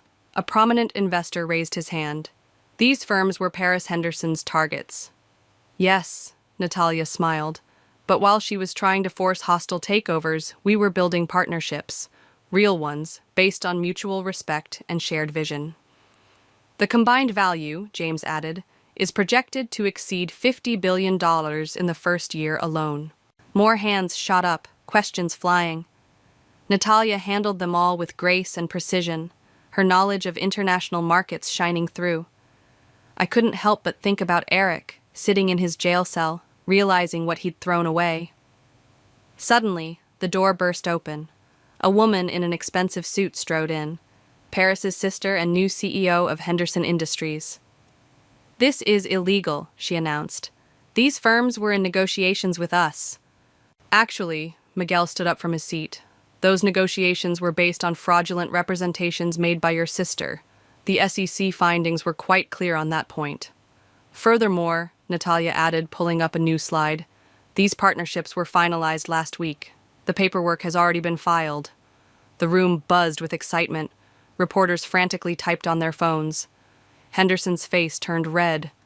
"You'll regret this," she hissed, echoing her sister's words from months ago. "No," I said firmly. "We won't. Security, please show Ms. Henderson out." As she was escorted away, an elderly board member stood up. "I've been with this company for 40 years, he said, his voice thick with emotion. "Never in my life did I imagine we could achieve something like this. Ms. Montgomery, both of you, you've done the impossible." The room erupted in applause. Natalia caught my eye, and I saw tears threatening to spill. This was her moment, her vindication.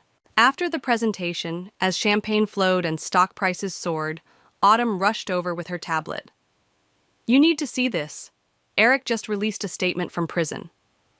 We huddled around the screen, reading, "I apologize to my sister Mackenzie, and especially to my wife Natalia.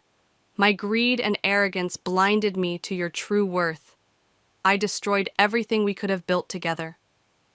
"Too little, too late," Natalia said softly, twisting her now bare ring finger. James joined us, grinning. "The European markets are going crazy. We're trending worldwide." "Speaking of worldwide," Natalia turned to me, "should we tell them about Phase 2? I nodded and she pulled up another presentation on her tablet. My eyes widened as I read through it.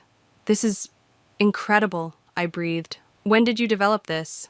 "Those late nights at the hotel weren't just about avoiding memories," she said. "I had some time to think big, really big. The plan was audacious, a complete reimagining of how global manufacturing could work. It would change everything." "The board will never go for it," James warned. "It's too revolutionary." "The board just watched us pull off the impossible," I reminded him. "They'll go for it." Natalia's phone buzzed. Another news alert. Paris had pleaded guilty to all charges. The Henderson Empire was crumbling. "Karma really is something," Autumn mused.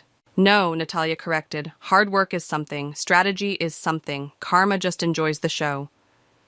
As the celebration continued around us, I pulled Natalia aside.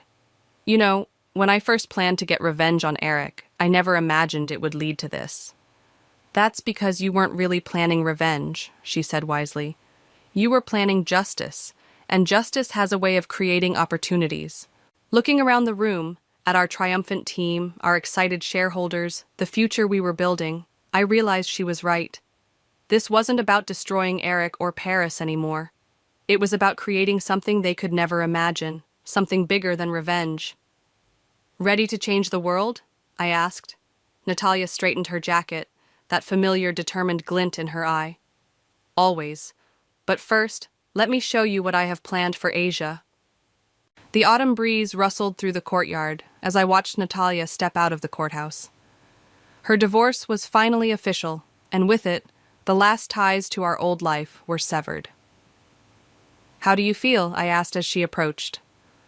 "Lighter," she said, smiling. "Free." She checked her watch. "We should hurry. The ceremony starts in an hour." The drive to our headquarters felt surreal. Today wasn't just about ending something old. It was about beginning something extraordinary. The lobby was packed with employees, all gathered for the announcement. As we made our way to the elevator, I spotted a familiar face trying to blend into the crowd. "Eric?" I called out. He turned, looking smaller somehow in his cheap suit, fresh out of his shortened sentence. "I'm not here to cause trouble," he said quickly. I needed to see this." Natalia stepped forward, her voice steady. "Why?"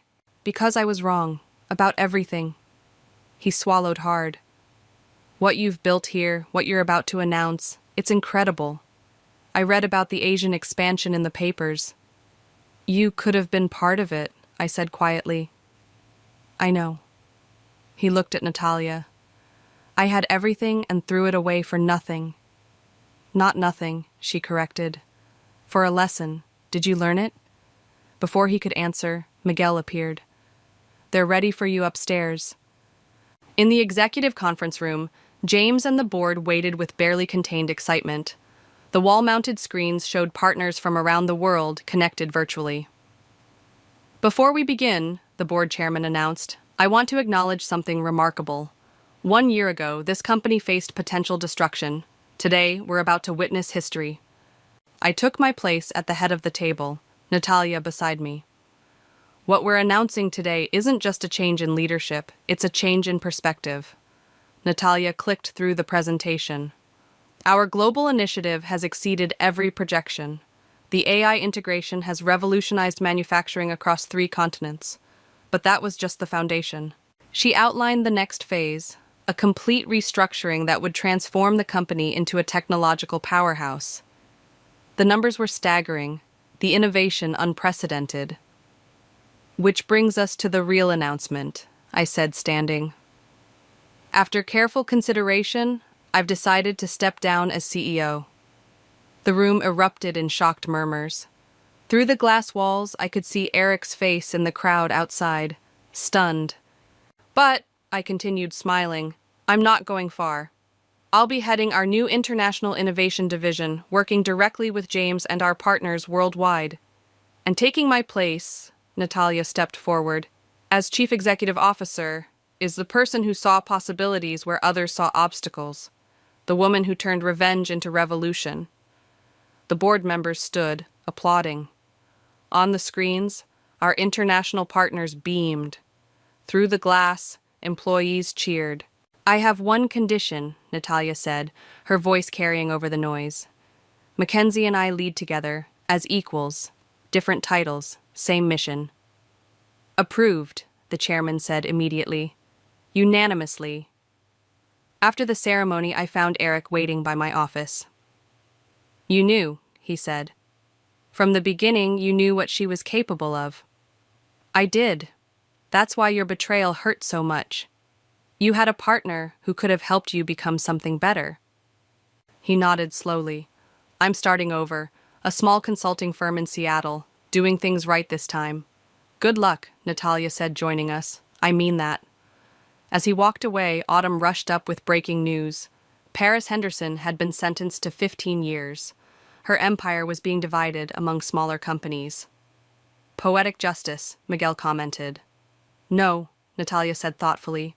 Just justice. The poetry is what we write next. That evening, as the city lights twinkled below our office windows, Natalia and I shared a quiet moment. Remember when you first discovered Eric's plan? She asked. When you decided to get revenge? Seems like a lifetime ago. You could have destroyed him. Destroyed them both. Instead, you chose to build something. We chose, I corrected. You could have stayed angry, stayed broken. Instead, you became unstoppable. She laughed. We both did. Her phone buzzed. Another international partner wanting to join our initiative. Ready to change the world? With you, always. As we walked into the boardroom for our first official meeting as co-leaders, I caught our reflection in the glass. Two women who turned betrayal into triumph, pain into power, endings into beginnings. You know what the best revenge is? Natalia asked, taking her seat at the head of the table. What's that? She smiled, pulling up our next presentation. Proving them right about being afraid of what we're capable of. The room filled with board members and executives, all eager to hear our next vision. Through the windows, I could see the sun setting on our old story and rising on something new, something better. This wasn't the revenge I'd planned. It was so much more. It was justice, served not cold, but blazing with possibility. Let's begin, we said together, and the future opened before us like a door we'd built ourselves. I pressed my ear against the cold metal door of the conference room, my heart pounding as I heard my sister's voice through the crack. Trinity's brilliant, but she's not CEO material. The company needs someone who can truly lead.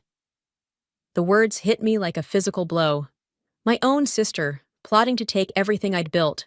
My name is Trinity, and 6 months ago, I was living my dream. I'd turned my garage coding project into a promising tech startup, bringing my sister Lila on board because that's what family does. Now I was eavesdropping outside my own conference room like some desperate spy.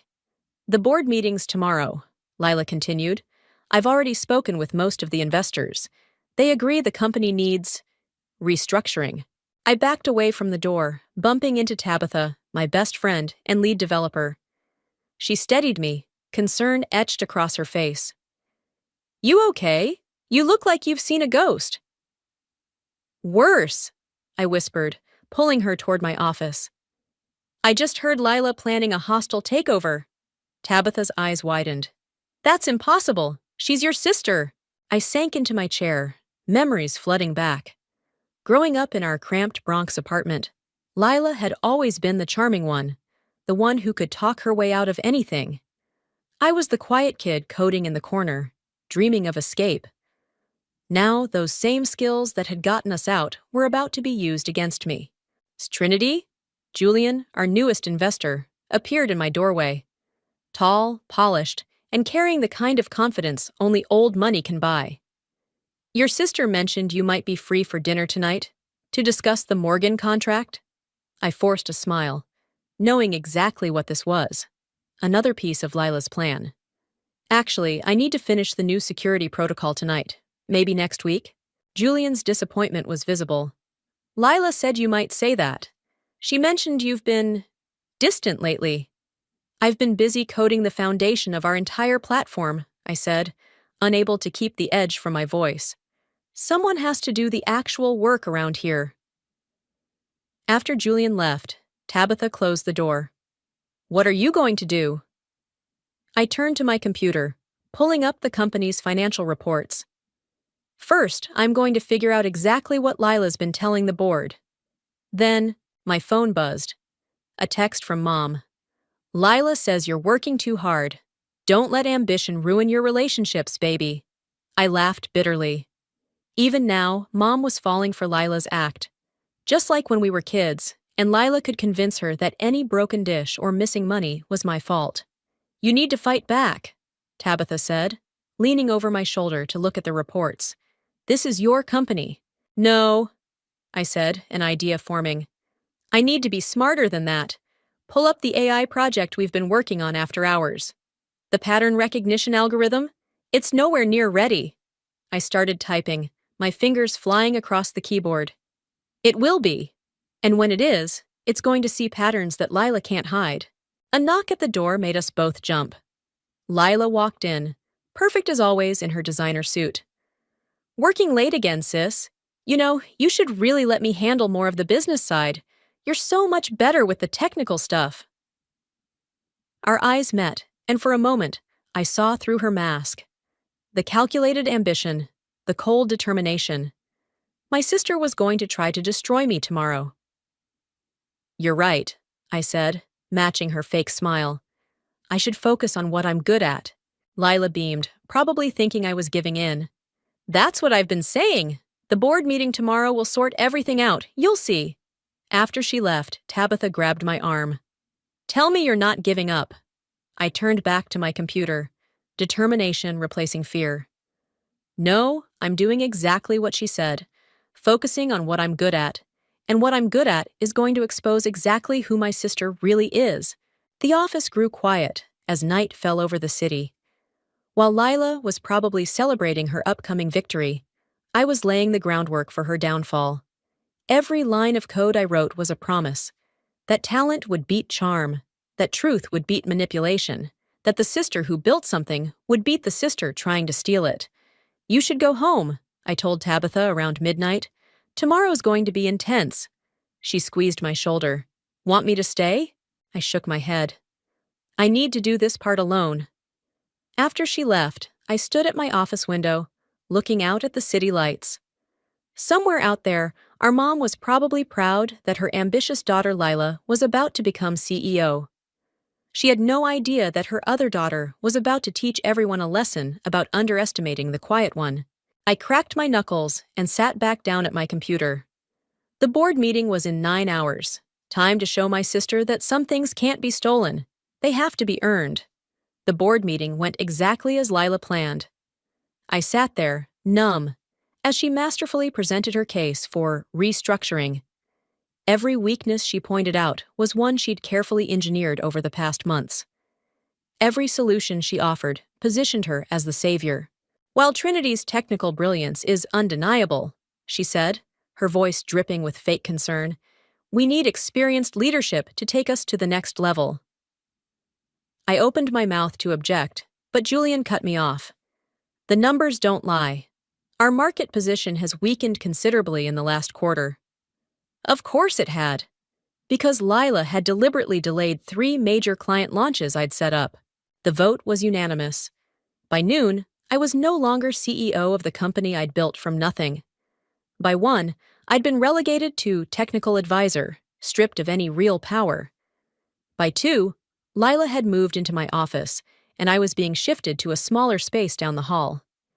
This is temporary, Tabitha insisted, helping me pack my things. We'll figure something out. I picked up my favorite coffee mug, the one with lines of code printed on it. Leave it, I said, setting it back down. I'm sure our new CEO will love it. Trinity! Lila's voice rang out from my former doorway, my former office, my former everything. Can we talk privately? Tabitha squeezed my arm before leaving. The click of the door closing felt like a jail cell locking. I know you're upset, Lila started. Upset? I laughed. Why would I be upset? You only stabbed me in the back and stole my company. I didn't steal anything. The board voted. After you spent months undermining me. I stepped closer, finally letting my anger show. Did you think I wouldn't notice? The delayed launches, the lost contracts, the whisper campaign about my leadership? Something flickered in Lila's eyes. Not guilt, but satisfaction. You noticed, but you couldn't stop it. That's exactly why I'm better suited for this role.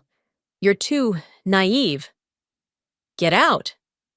Don't be dramatic. This is my office now. I grabbed my laptop and headed for the door. You're right, it is your office. Enjoy it while it lasts. The next few weeks were hell. I watched as Lila paraded around like a queen, making grand promises to investors and the press. But beneath the surface, things were starting to crack. Client complaints increased. Development timelines slipped. The core technology, my technology, needed updates that only I truly understood. I worked late every night, not because Lila asked me to, but because I was building something new, something secret. You should go home, Tabitha said one night, finding me still at my desk at 11 p.m. You look exhausted. I shook my head, pointing to my screen. Look at this. I found something in the financial reports. She leaned in, squinting at the numbers. These transactions, they don't make sense. Exactly. Money's moving around in weird patterns. But it's subtle, hidden under legitimate-looking transfers. You think Lila's cooking the books? I pulled up my private project, the AI I'd been developing. I think she's doing more than that, but I need proof. That's where this comes in. Tabitha's eyes widened as she read the code. This is way beyond what we were working on before. You've basically created a financial forensics AI. It's not ready yet, but when it is, the office door opened suddenly. Julian stood there, looking uncomfortable. Trinity? Lila wants the quarterly tech review by morning. The review that usually takes 2 weeks to prepare? That review? He shifted awkwardly. She says you've had plenty of time. Fine. I turned back to my screen. I'll add it to my list of impossible tasks. After he left, Tabitha sat down beside me. He knows something's wrong. I've seen him watching Lila in meetings, asking questions she can't really answer. Everyone's starting to see cracks, I said, pulling up another suspicious transaction. But seeing isn't enough. We need proof. My phone buzzed. A text from Mom. Saw Lila on the business news. So proud of my girl making it big. I turned the phone face down without responding. You haven't told your mom anything, have you? Tabitha asked softly. What's to tell? That I'm such a failure I let my own sister steal my company? That everything Mom warned me about ambition ruining relationships was right, except it wasn't my ambition that did it? Tabitha grabbed my arm. Stop! You're not a failure. You're playing the long game, and you're going to win. I looked at my screen, at the patterns slowly emerging from the chaos of numbers. You know what the worst part is? Part of me still loves her. She's my sister. We survived our childhood together, but now you have to survive her. I nodded, turning back to my code. The AI was learning, growing, seeing patterns I'd only suspected. Soon it would see everything Lila was trying to hide. She thinks she won because she's smarter, I said, fingers flying across the keyboard. But she forgot one thing. What's that? I smiled grimly. In chess, the queen might be the most powerful piece, but it's the quiet pawn that can change everything. Holy shit, Tabitha whispered, staring at my screen. Trinity, are you seeing this? 3 months had passed since Lila's takeover, and my AI had finally started connecting the dots. The patterns were unmistakable. A complex web of financial transactions, each one carefully disguised, but forming a clear picture when viewed together. She's been siphoning money into offshore accounts, I said, scrolling through the data. Small amounts at first, but getting bolder. Look at this spike last week. Tabitha leaned closer. Right after the Morgan contract payment came in. But why would she? Because she knows she can't keep this up forever. I pulled up another screen. The company's fundamentals are weakening. Client satisfaction is down 40%. 3 major projects are behind schedule. She's preparing her exit strategy. The door opened, and we quickly switched screens. Julian walked in, looking more haggard than usual. Trinity, do you have a minute? Tabitha gave me a meaningful look before leaving us alone. What's wrong? I asked, though I had a pretty good idea. Julian loosened his tie. The Morgan project, it's a mess. The client's threatening to pull out. Lila keeps promising fixes, but nothing's happening. I've got millions invested in this company, and I'm starting to think. Starting to think what? He met my eyes. That I backed the wrong sister. Before I could respond, Lila's voice cut through the office. Julian, there you are! We have that dinner meeting, remember? He straightened up, professional mask back in place. Of course. Trinity, we'll continue this later. After they left, Tabitha slipped back in. Did he say what I think he said? He's starting to see through her, but we need more than suspicions. I pulled up my AI program again. We need concrete proof. Just then, my phone rang. Mom's name flashed on the screen. I almost ignored it, but something made me answer. Trinity? Baby, are you okay? Lila says you've been acting strange at work. I gripped the phone tighter. Did she tell you why? She's worried about you. Says you've been distant, working odd hours. You're not still upset about the promotion, are you? Promotion? I laughed bitterly. Is that what she called it? Trinity. Mom, I have to go. I'm in the middle of something. I hung up, hands shaking. Tabitha touched my shoulder. You should tell your mom the truth. Not yet. Not until. My voice cut off as new data flashed across my screen. Wait, look at this. The AI had found something new. A pattern of deleted files, all traced back to Lila's login. But one document hadn't been completely erased. As we read it, my blood ran cold. She's planning to sell the company's core technology, Tabitha gasped, to our biggest competitor. That's why she's been moving money offshore. She's going to strip the company bare and run. I sat back, the full picture finally clear. Everything I built, she's going to destroy it all. A knock at the door made us jump. It was Julian again, but this time he looked different, determined.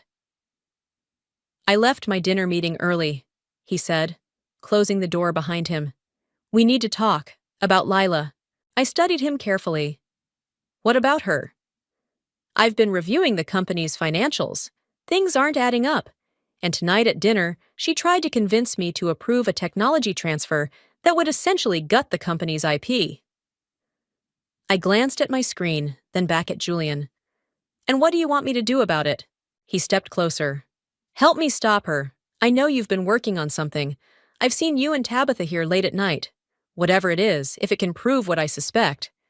I shared a look with Tabitha, who nodded slightly.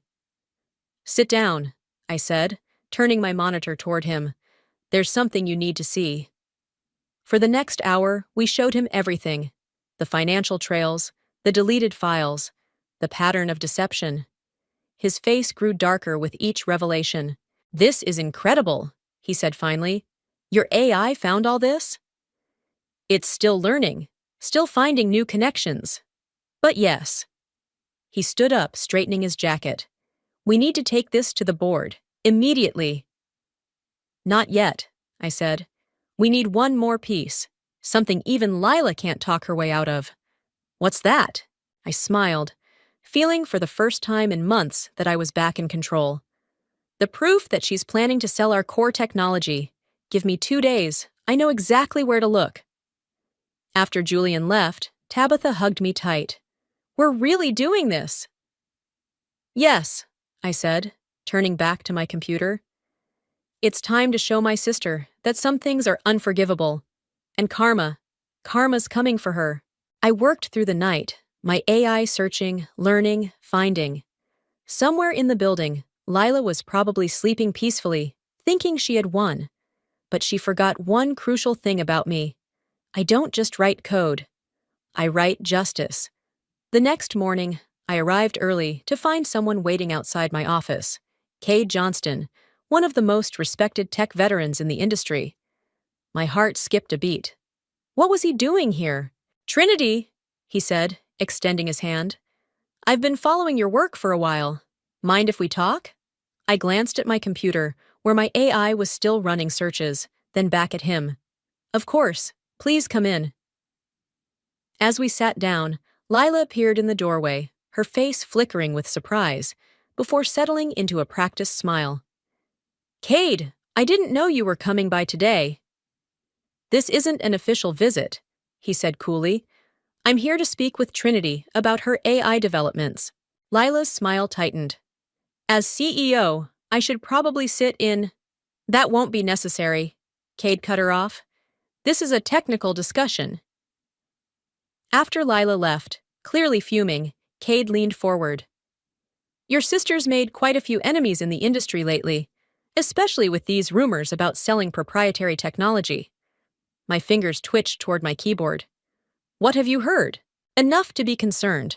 But that's not why I'm here. He pulled out his tablet, showing me a technical forum post. This code snippet you shared 3 months ago, it's brilliant, and I suspect it's just the surface of what you're really working on. Before I could respond, Tabitha burst in. Trinity, you need to see this. She stopped short, seeing Cade. Oh, I'm sorry, I didn't. Show me, I said, nodding toward my screen. She rushed over, pulling up a series of emails my AI had uncovered. Look at this correspondence between Lila and Tech Giant's acquisition team. She's already negotiated a price for our core patents. Cade stood up, looking at the screen. This is serious. If she sells those patents, your company's finished. It's not just the patents, I said, pulling up more data. Look at these financial transfers. She's been systematically weakening the company while building her own exit strategy. How did you find all this? Cade asked, studying the patterns on screen. I hesitated, then decided to trust him. I built an AI system that can detect patterns in corporate data. Financial transactions, communications, deleted files. It sees everything. His eyes widened. That's why you shared that code snippet. You were testing part of the algorithm. A knock at the door interrupted us. Julian entered, looking anxious. Trinity, we have a problem. Lila's called an emergency board meeting for tomorrow morning. What? Why? She's presenting a strategic restructuring plan. I think she's making her move. Tabitha grabbed my arm. She must know we're onto her. I turned to Cade. Why are you really here? He smiled. Because I've been watching you, Trinity, waiting to see how you'd handle this situation. You've built something remarkable, not just the AI, but the way you've approached this whole mess. The industry needs leaders like you. I'm not a leader anymore, I said bitterly. Lila made sure of that. No, he said firmly. You're exactly the kind of leader we need. Someone who builds rather than destroys. Someone who fights with intelligence rather than manipulation. Julian stepped forward. He's right, and we need to act now. The board meeting. Will be too late, I finished, an idea forming. Unless. Cade, would you be willing to help us? What do you need? I pulled up my AI's interface. How would you like to see what this system can really do? For the next few hours, we worked frantically. Cade's industry expertise helped us understand exactly what Lila was planning. Julian contacted key board members, preparing them for what was coming. Tabitha and I fine-tuned the AI, making sure every piece of evidence was irrefutable. As evening fell, Lila appeared again, her confidence clearly shaken by Cade's presence. Trinity, about tomorrow's meeting.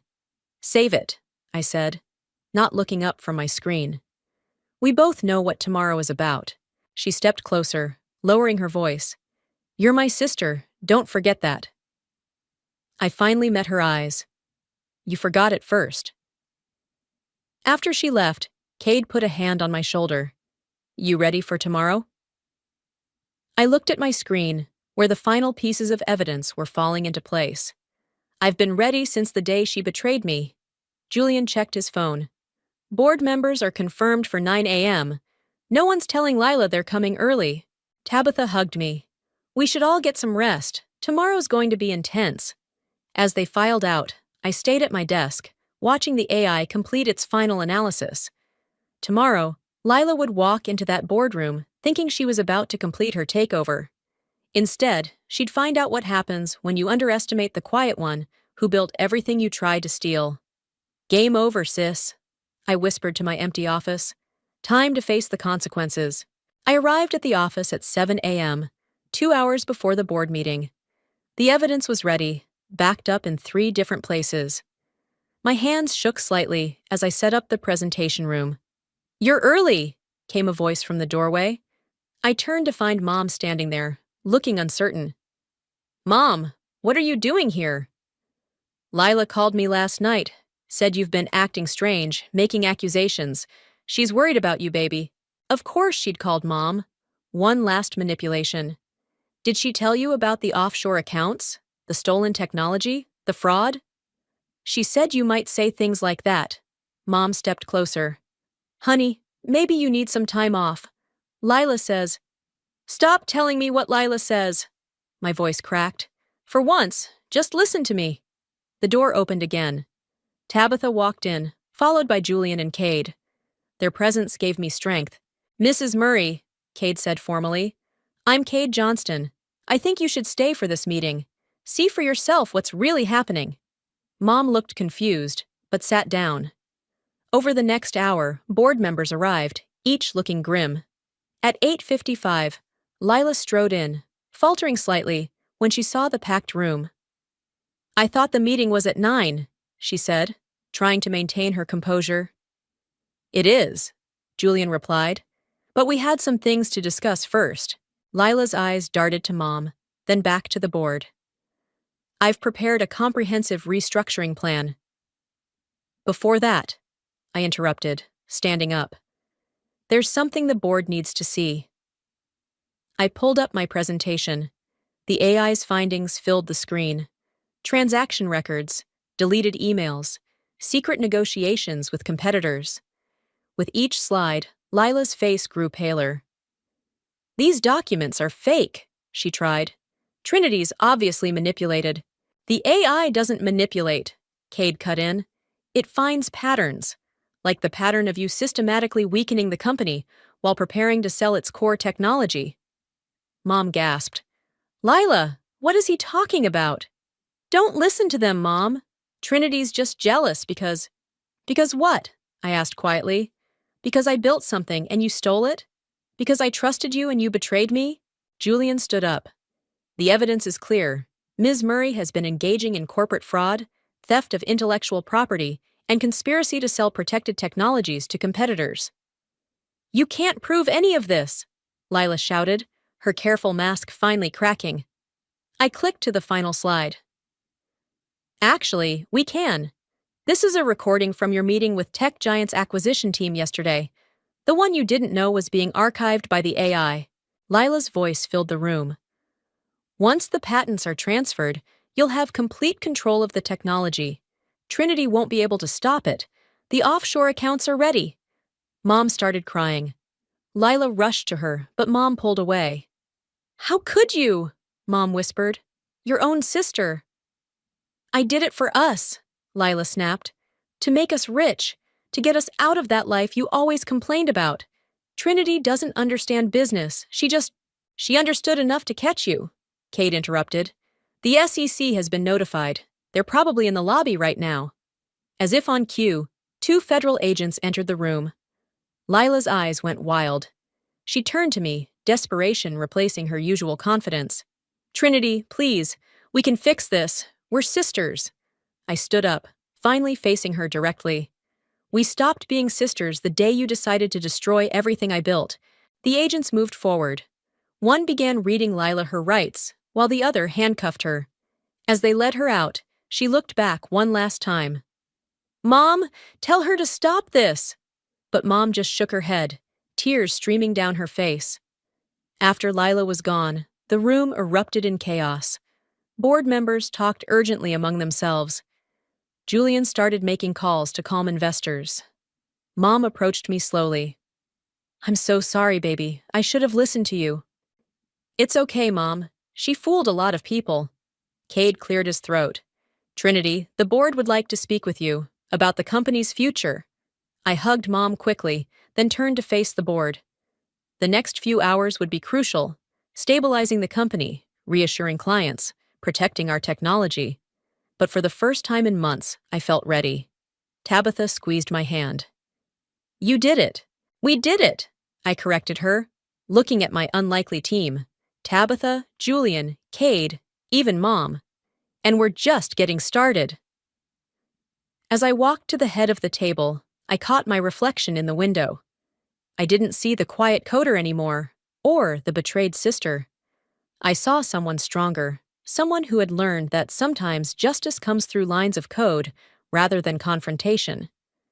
The board chairman spoke. "Trinity, we'd like to discuss your return as CEO." I sat down, ready to rebuild what Lila had tried to destroy. "Let's talk about the future." The news of Lila's arrest exploded across tech media. As I walked into the office the next morning, every screen seemed to be playing the same footage. My sister being led out in handcuffs, her perfect image finally shattered. "Trinity!" Tabitha rushed up to my new old office, the one Lila had taken from me. "You need to see this." She handed me her tablet. An email from our biggest client, the Morgan contract that Lila had nearly destroyed. "In light of recent events, we'd like to reaffirm our commitment to working with the original leadership." "They're staying," I breathed. "Even after everything?" "They're not just staying." Julian appeared in the doorway. "3 more major clients called this morning. They want to expand their contracts. Turns out your reputation in the tech community means something." My phone buzzed, a text from Mom. "At the courthouse, Lila's bail hearing. Do you want to come?" I showed the message to Tabitha. "Are you going?" she asked softly. Before I could answer, Cade walked in. "Sorry to interrupt, but we have a situation. The press is downstairs, demanding a statement." "I can handle them," Julian offered. "No," I said, standing up. "It's time I faced this head-on." In the elevator down, Cade briefed me. "Keep it professional. Focus on the company's future, not the personal betrayal. And remember, you're not just fighting for your company now. You're fighting for every woman in tech who's been underestimated." The lobby was packed with reporters. Camera flashes burst as I approached the podium. "Ms. Murray, how does it feel to take down your own sister? Was this revenge? Did you develop the AI specifically to trap Lila?" I held up my hand, waiting for quiet. "This isn't about revenge. It's about justice, about protecting what we built here. The technology, the jobs, the trust of our clients. Yes, Lila is my sister, but this company is my family too, and I had to protect it." More questions flew, but a commotion at the back of the room drew everyone's attention.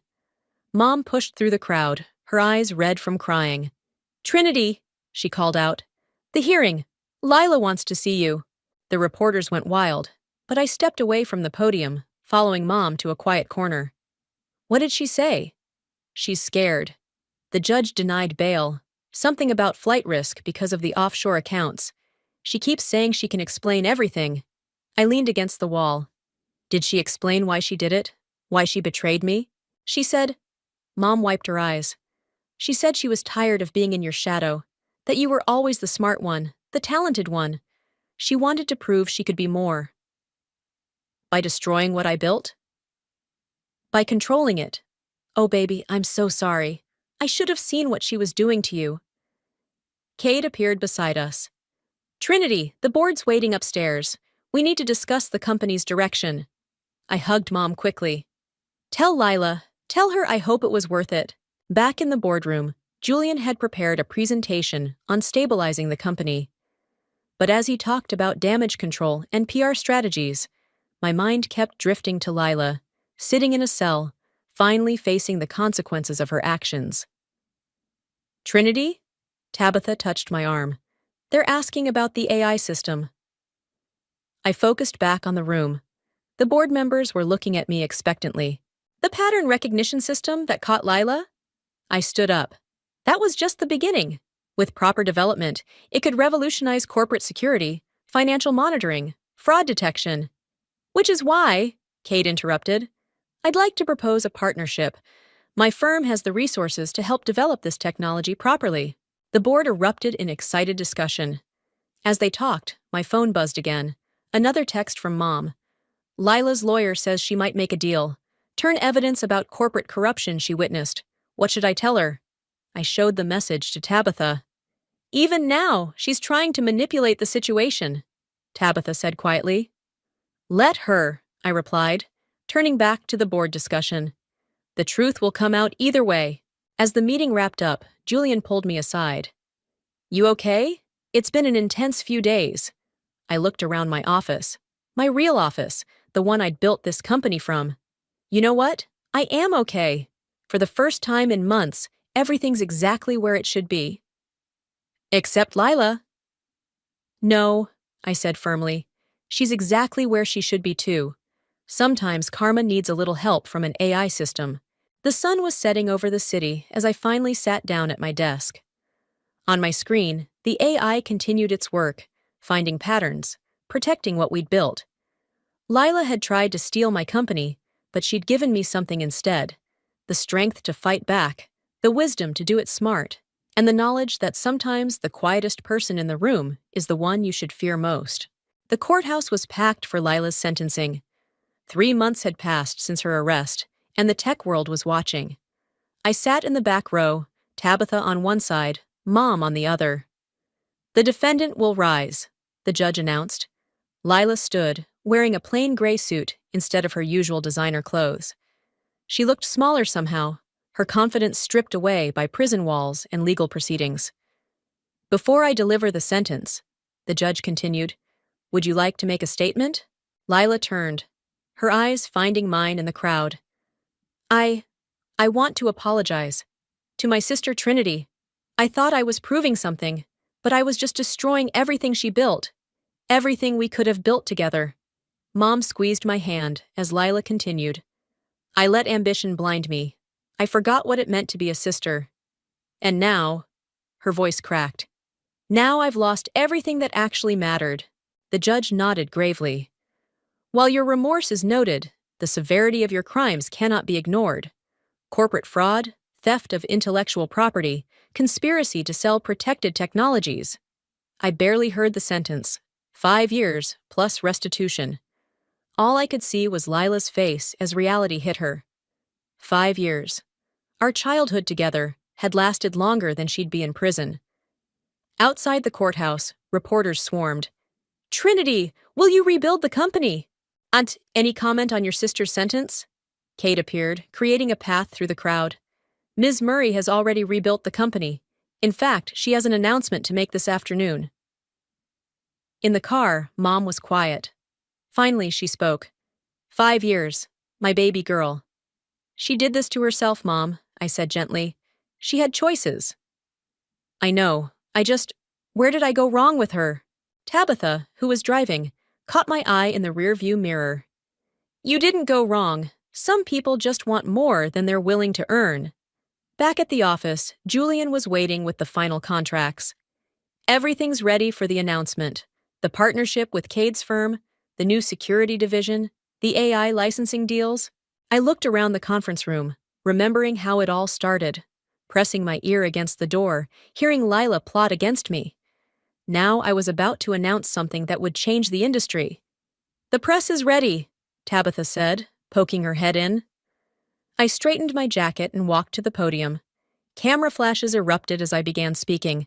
Today, we're announcing the launch of Guardian AI, a revolutionary system for detecting corporate fraud and protecting intellectual property. The same technology that exposed corruption in our own company will now help protect others. Questions flew from reporters. Was this inspired by your sister's crimes? How does it feel to turn a personal tragedy into a business triumph? I held up my hand. This isn't about my sister. It's about creating something positive from a negative situation, about building rather than destroying. Cade stepped forward. Our partnership will make this technology available to companies worldwide. Trinity's vision goes far beyond personal vindication. After the press conference, I found Mom sitting in my office, holding a framed photo, Lila and me as kids, grinning in our tiny Bronx apartment. She asked to see you, Mom said quietly. In prison. I sat down heavily. I don't know if I can. You don't have to decide now, but she's still your sister. Is she? Because the sister in that photo would never have tried to destroy me. A knock at the door. Tabitha with more good news. The Morgan contract just doubled. They want to be the first to implement Guardian AI. Mom stood up, kissing my cheek. I'm going to visit Lila. Want me to tell her anything? I thought about Lila in her cell, about the choices that led her there. Tell her I hope she uses these 5 years to remember who she was in that photo. After Mom left, I walked to the window. The city stretched out below, full of companies that could benefit from what we'd built. Not just the AI, but the lesson behind it. You okay? Tabitha asked softly. You know what's strange? Part of me misses her. Not who she became, but who she was. My big sister who used to protect me from playground bullies. Maybe that person's still in there somewhere. Maybe. I turned back to my desk, where the contracts waited. But right now, we have work to do. Julian appeared with champagne. Time to celebrate? Time to build, I corrected him, but I was smiling. Guardian AI is just the beginning. As we toasted our new venture, I thought about karma, about justice, about the strange paths that lead us to where we're meant to be. Leela had tried to steal my dream, but instead, she'd forced me to make it bigger. The AI hummed in the background, already protecting other companies from people like my sister. Sometimes the best revenge isn't destruction, it's creation. Building something so strong that even betrayal can't break it. The prison visiting room was colder than I expected. I sat at the metal table, watching the door, my heart pounding. I hadn't seen Lila since her sentencing 6 weeks ago. She appeared in her orange jumpsuit, thinner, her perfect hair now plain and pulled back. Our eyes met, and for a moment, we were just sisters again. You came, she said softly, sitting down. Mom said you've been asking for me. I saw you on TV. Guardian AI is everywhere now. You did it, Trin. You really did it. I studied her face, looking for signs of manipulation. But all I saw was exhaustion and something else. Pride? The company you tried to destroy is now worth 10 times what it was, I said. Ironic, isn't it? She flinched. I deserve that. I deserve all of this. She gestured at her surroundings. But that's not why I asked you here. She pulled out a worn envelope. I've been writing this letter for weeks.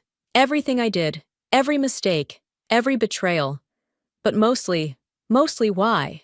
I know why, I said. You were jealous, ambitious, greedy. No? She pushed the letter toward me. I was scared of being nothing, of being the failure sister who couldn't make it out of the Bronx on her own. You were always the smart one, the talented one. I thought if I could just take control, just prove I could run things better. You could have worked with me, Lila. We could have built it together. Tears filled her eyes. I know that now. God, I know that now. A guard approached. Time's up. Lila stood quickly. There's something else in the letter, ideas I've had, watching the news about Guardian AI, ways it could be expanded, vulnerabilities I noticed from the other side. Maybe they're useful, maybe they're not. But it's all I have to offer now. I picked up the letter. Why are you doing this? Because you're my sister, and even if I can never fix what I broke, I can try to protect what you're building now. The guard led her away. I sat there, holding her letter, until Tabitha found me in the parking lot. How was it? I handed her the letter. She's given us insider knowledge of how people might try to beat the AI. Can we trust it? That's the thing. I started the car. I think we can. Back at the office, Julian and Cade were waiting with big news. The Senate committee wants you to testify about corporate fraud prevention, Julian announced. Guardian AI is becoming the gold standard. Ha, perfect timing, I said, pulling out Lila's letter, because we're about to make it even better. We worked late into the night, incorporating Lila's insights into the system. Her suggestions were brilliant. She'd always been smart, just pointed in the wrong direction. Around midnight, Mom brought us coffee. "You look happy," she said, watching me code. "I am. Not because of the success, but because—" I paused. "Because today I saw my sister again. The real one, not the person who betrayed me." "People can change," Tabitha said, squeezing my shoulder. "They can," I agreed. "But more importantly, we can change how we respond to them." The next morning, I had the team gather in the conference room. Guardian AI was born from betrayal, I told them. But its future will be about prevention, not punishment, about helping people make better choices. "Speaking of choices," Cade said, "the Tech Industry Leadership Awards announced their shortlist. You're nominated for Innovator of the Year." I shook my head. "No, we're nominated. All of us. Even Lila, in her way. Sometimes our worst moments lead us to our best innovations." That evening, I wrote my own letter to Lila. Not about business or technology, but about sisters and second chances. About how sometimes losing everything helps you find what matters. I ended it with an offer, a job waiting for her after release, using her insights to help other companies protect themselves. Not in leadership, not yet, but a chance to rebuild trust. As I sealed the envelope, Tabitha brought in a new client contract. "They're calling Guardian AI the future of corporate ethics." "They're wrong," I said, smiling. "It's not about the AI. It's about people choosing to do better. The technology just helps them make that choice." I looked around my office, at the team that stood by me, at the company that survived betrayal, at the future we were building. Lila had tried to take everything from me, but instead, she'd helped me create something bigger than either of us. My phone buzzed. A message from the prison. Lila had already started working on more security insights. "Not for redemption," she said, "but because it was the right thing to do." Sometimes the happy ending isn't about forgetting the past. It's about building a better future. One line of code, one choice, one second chance at a time. I picked up my coffee mug, the one with lines of code that Lila had once tried to claim, and got back to work. There were still companies to protect, systems to build, and bridges to repair. But this time, I wasn't doing it alone. The words cut deeper than any knife could. "Teaching? Really, Vanessa? With your potential, you could have been running a Fortune 500 company by now. Instead, you're stuck babysitting teenagers for minimum wage." I gripped my wine glass tighter, forcing a polite smile as my sister-in-law Charlene's perfectly manicured hand gestured dismissively across my brother-in-law's elaborate dining table. Another family dinner, another round of subtle, and not-so-subtle jabs at my career choice. "My name is Vanessa, and I've spent the last 8 years teaching high school English, helping shape young minds and watching students discover their potential. It's my passion, my calling. But to Charlene, it might as well be a personal insult." "Actually," I started, my voice steadier than I felt, "I just got 3 of my students into Ivy League schools this year." "How adorable," Charlene cooed, her voice dripping with condescension. "I just closed a 7-figure deal that'll transform the entire tech sector." "But hey, 3 college acceptance letters are nice too." My husband Calvin reached under the table and squeezed my knee. "Char, come on. Vanessa's making a real difference." "Of course she is, little brother," Charlene interrupted, taking another sip of her wine. "Someone has to teach the children of actual successful people." I excused myself to the bathroom, needing a moment to breathe. As I passed the kitchen, I heard Charlene's voice floating through the partially open door. "I just don't understand what Calvin sees in her," she was saying to Travis, her husband. "He could have married someone ambitious, someone who could have been his equal. Instead, he settled for a teacher." I froze, my heart pounding against my ribs. "Honey," Travis replied, sounding tired, "maybe not everyone measures success the same way you do." "Please, success is success. There's a reason my salary has more zeros than hers." I slipped away before they could notice me, my cheeks burning. Instead of returning to the dining room, I grabbed my coat and car keys. "I'm not feeling well," I texted Calvin. "Headed home. Love you." 20 minutes later, I found myself in my classroom, surrounded by the familiar comfort of vocabulary posters and student artwork. My fingers traced the edge of a thank you card from Maria, a sophomore who'd finally found her voice through poetry. "Ms. Davis?" A voice startled me from the doorway.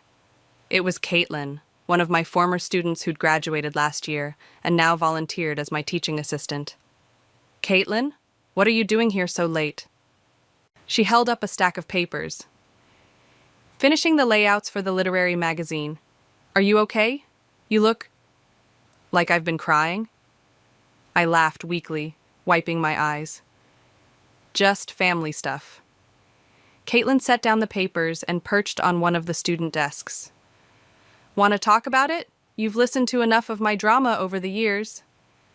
I told her about dinner, about Charlene, about the constant belittling of my chosen profession. As I spoke, Caitlin's expression grew increasingly indignant. "That's ridiculous," she burst out. "You're the reason I'm majoring in creative writing now. You're the reason half my class actually graduated. Remember Tommy? The kid everyone had given up on? He's in college now because you stayed after school for 3 months straight helping him with his essays." I smiled, remembering Tommy's graduation day, how he'd hugged me and whispered, "Thanks for not giving up on me, Ms. D." "Thanks, Caitlin. Sometimes I just need a reminder of why I do this."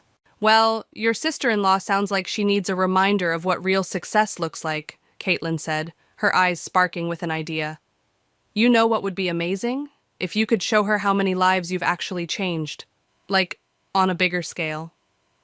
Before I could respond, my phone buzzed with a text from Lucy, my best friend and fellow English teacher. "Emergency wine inventing session? I've got chocolate." "Rain check on the literary magazine?" I asked Caitlin. "I've got a date with a bottle of Merlot and my best friend." As I drove to Lucy's house, Charlene's words kept echoing in my head. But this time, instead of pain, I felt something else stirring. Determination. Maybe Caitlin was right. Maybe it was time to show my sister-in-law exactly what a mere teacher could accomplish. I just had no idea then how dramatically that determination would change my life, or how sweetly karma would eventually serve its justice. "You've got to be kidding me," Lucy said, nearly spitting out her wine as she read the email on my phone. "The National Education Reform Initiative wants to meet with you? Vanessa, this is huge." I snatched my phone back, rereading the email for the 10th time. It has to be a mistake. Why would they want me? "Oh, I don't know," Lucy rolled her eyes. "Maybe because your students have the highest college acceptance rate in the district? Or because that literacy program you started has spread to 3 other schools?" We were sprawled across Lucy's living room floor, surrounded by empty chocolate wrappers and half-graded papers. It had been 2 weeks since the disaster dinner with Charlene, and I'd thrown myself into work to avoid thinking about it. "The email mentioned something about educational ambassadors," I said, scrolling through it again. "Whatever that means." "It means," Lucy sat up straight, suddenly serious, "that someone important noticed what you're doing here.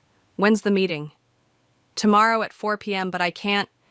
"If you say you can't go, I will personally drag you there myself," Lucy interrupted. "This could be your chance to make real change, beyond just our school." My phone buzzed with a text from Calvin.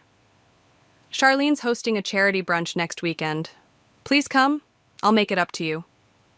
Lucy read the text over my shoulder and groaned. "Perfect timing. You can tell her about your fancy meeting with Neri when she starts her usual teaching is glorified babysitting routine." "I'm not going to the brunch," I said firmly, "and I'm not sure about this meeting either. What if what?" Lucy challenged. "What if you actually succeed?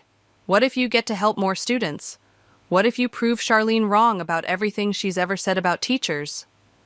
The next day, I found myself in the gleaming lobby of a downtown office building, my heart hammering against my ribs.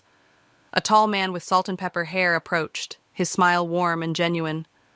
"Vanessa, I'm Xander Allen, Executive Director of Neri. Thank you for coming." He led me to a conference room with floor-to-ceiling windows overlooking the city.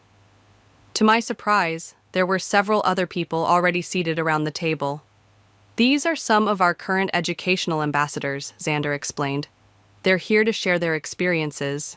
For the next hour, I listened as teachers from across the country described their work, advocating for education reform, speaking at conferences, implementing innovative teaching methods. It was everything I'd ever dreamed of doing on a larger scale. "We've been following your work, Vanessa," Xander said finally. "The literacy program you developed, your success rates with at-risk students, it's exactly what we're looking for." "I'm just doing my job," I mumbled. "No," a woman across the table said firmly. "You're doing much more than that. You're changing lives." Xander slid a folder across the table. "We'd like you to join our ambassador program. You'd keep teaching, but also work with us to implement your methods in other schools. There's some travel involved, speaking engagements, policy meetings." My phone buzzed again. Another text from Calvin. "Charlene says she's sorry about dinner. Please come to brunch. She wants to make amends." I stared at the message, then at the folder in front of me. Something clicked into place. What exactly would this role involve? I heard myself asking. Xander's eyes lit up. "You'd be the face of educational reform in your region. We'd provide training, resources, support staff." "Support staff?" I interrupted, thinking of Caitlin. "Of course. You'll need help managing everything. The speaking engagements alone." "Speaking engagements?" "Conferences, fundraisers, charity events," he explained. "Our ambassadors are quite in demand." My heart skipped a beat. Charity events, like the ones Charlene was always bragging about attending. When would I start? "We have an orientation next month. After that, it's up to you how quickly you want to scale up your involvement." I took a deep breath, thinking about my students, about Caitlin's words, about Charlene's sneering comments, about all the other teachers out there fighting the same battles I was. "I'm in," I said, surprising myself with how steady my voice was. Xander beamed. "Welcome aboard." Later that night, I finally replied to Calvin's text. "Tell Charlene I'll be at brunch, and tell her I have some exciting news to share." Lucy's response to my update was immediate. "OMG, yes. Please tell me I can be there when you tell Charlene." For the first time in years, I found myself looking forward to seeing my sister-in-law. Sometimes the best revenge isn't about getting even. It's about rising above. And I was about to rise higher than Charlene ever imagined I could. And then she just sat there, mouth hanging open like a goldfish. Lucy cackled, mimicking Charlene's expression from the brunch. "I wish I'd recorded it." "The best part was Travis actually congratulating me," I said, sorting through a stack of business cards on my desk. "Did you see Charlene's face when he said he'd always admired teachers?" It had been 3 weeks since I'd dropped my ambassador news at Charlene's brunch, and the memory still made me smile. But now, reality was setting in. My classroom was becoming command central for what felt like an educational revolution. "Ms. Davis?" Caitlin poked her head in, now my official assistant thanks to NARY's funding. "The principal from Roosevelt High is on line 1. They want to know if you can present your literacy program next month." "Tell them yes, but—" I was interrupted by my phone buzzing, another email from Xander. "Vanessa, major opportunity. Annual Education Innovation Gala coming up. Need you as keynote speaker. Call me ASAP." Lucy peered over my shoulder. "Holy, do you know what this means?"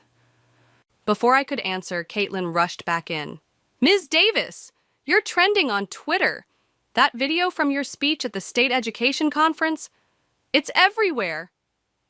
I grabbed my laptop and sure enough, there was my face, passionately explaining why we needed to revolutionize how we teach literature to modern students. The video had over 100,000 views. "Look at the comments," Caitlin scrolled excitedly. "This is the kind of teacher I wish I'd had."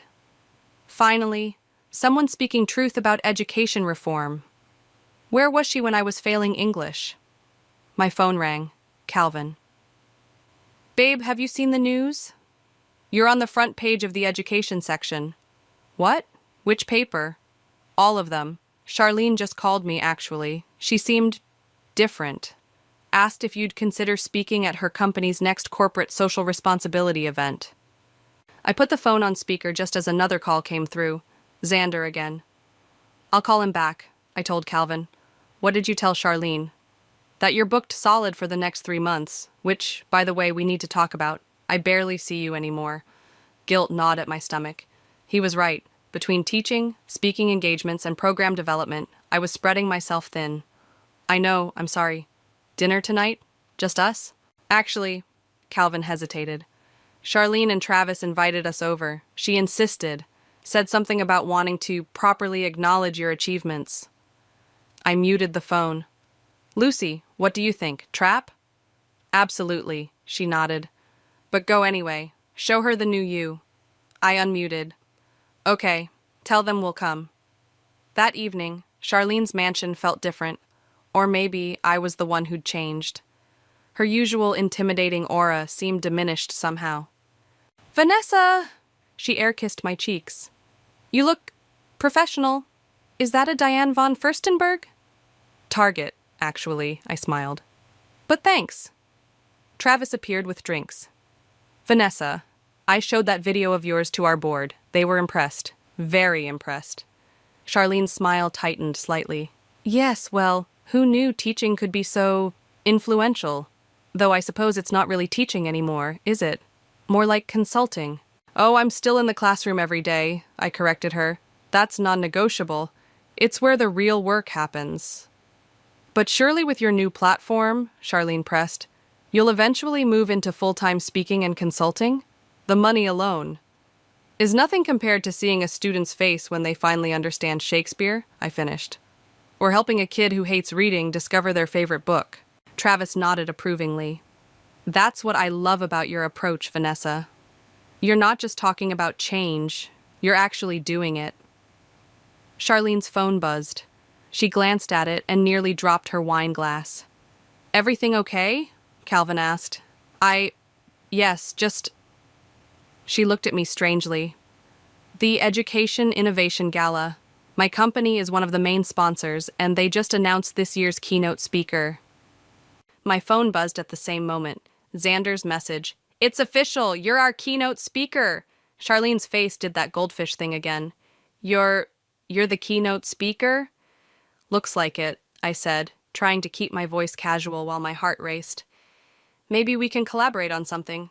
After all, education and corporate responsibility should go hand in hand, right? The look on her face was priceless, a mix of shock, confusion, and something else. Something that looked almost like respect. As we left that night, I heard Travis say to Charlene, maybe it's time to rethink our company's approach to education initiatives. Charlene's response was too quiet to hear, but her expression stayed with me. For the first time, I realized this wasn't just about proving her wrong anymore. It was about something bigger, something that could actually change lives, including just maybe hers. No, no, no!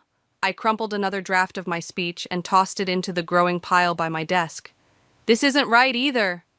Ms. Davis, Caitlin said gently, picking up the discarded paper. This is the 12th version. The gala's tomorrow night. And Charlene will be in the front row, probably with her entire corporate board, I groaned. Everything has to be perfect. Lucy burst into my classroom, waving her phone. Have you seen the guest list? It just leaked online. Every major education reform advocate in the country will be there, plus half of Silicon Valley's tech giants. My stomach lurched. Not helping, Lucy. Sorry, she perched on my desk. But seriously, you've got this. Just talk about what you know, what you love. That's what I've been trying to tell her, Caitlin agreed. Show them what you showed us. My phone buzzed. A text from Calvin. Charlene just called. Says she's giving a speech too. Something about corporate investment in education. You okay? Perfect, I muttered. Just perfect. Wait, Lucy grabbed my phone. She's speaking too? That wasn't on the program. Last-minute addition, Caitlin confirmed, checking her tablet. Right before your keynote. I stood up, pacing the classroom. She's going to try to steal my thunder. Make it all about corporate funding and bottom lines. Then don't let her, Lucy said firmly. Show them what real education looks like. A knock at the door made us all jump. It was Travis. Sorry to interrupt, he said, looking uncomfortable. I thought you should know.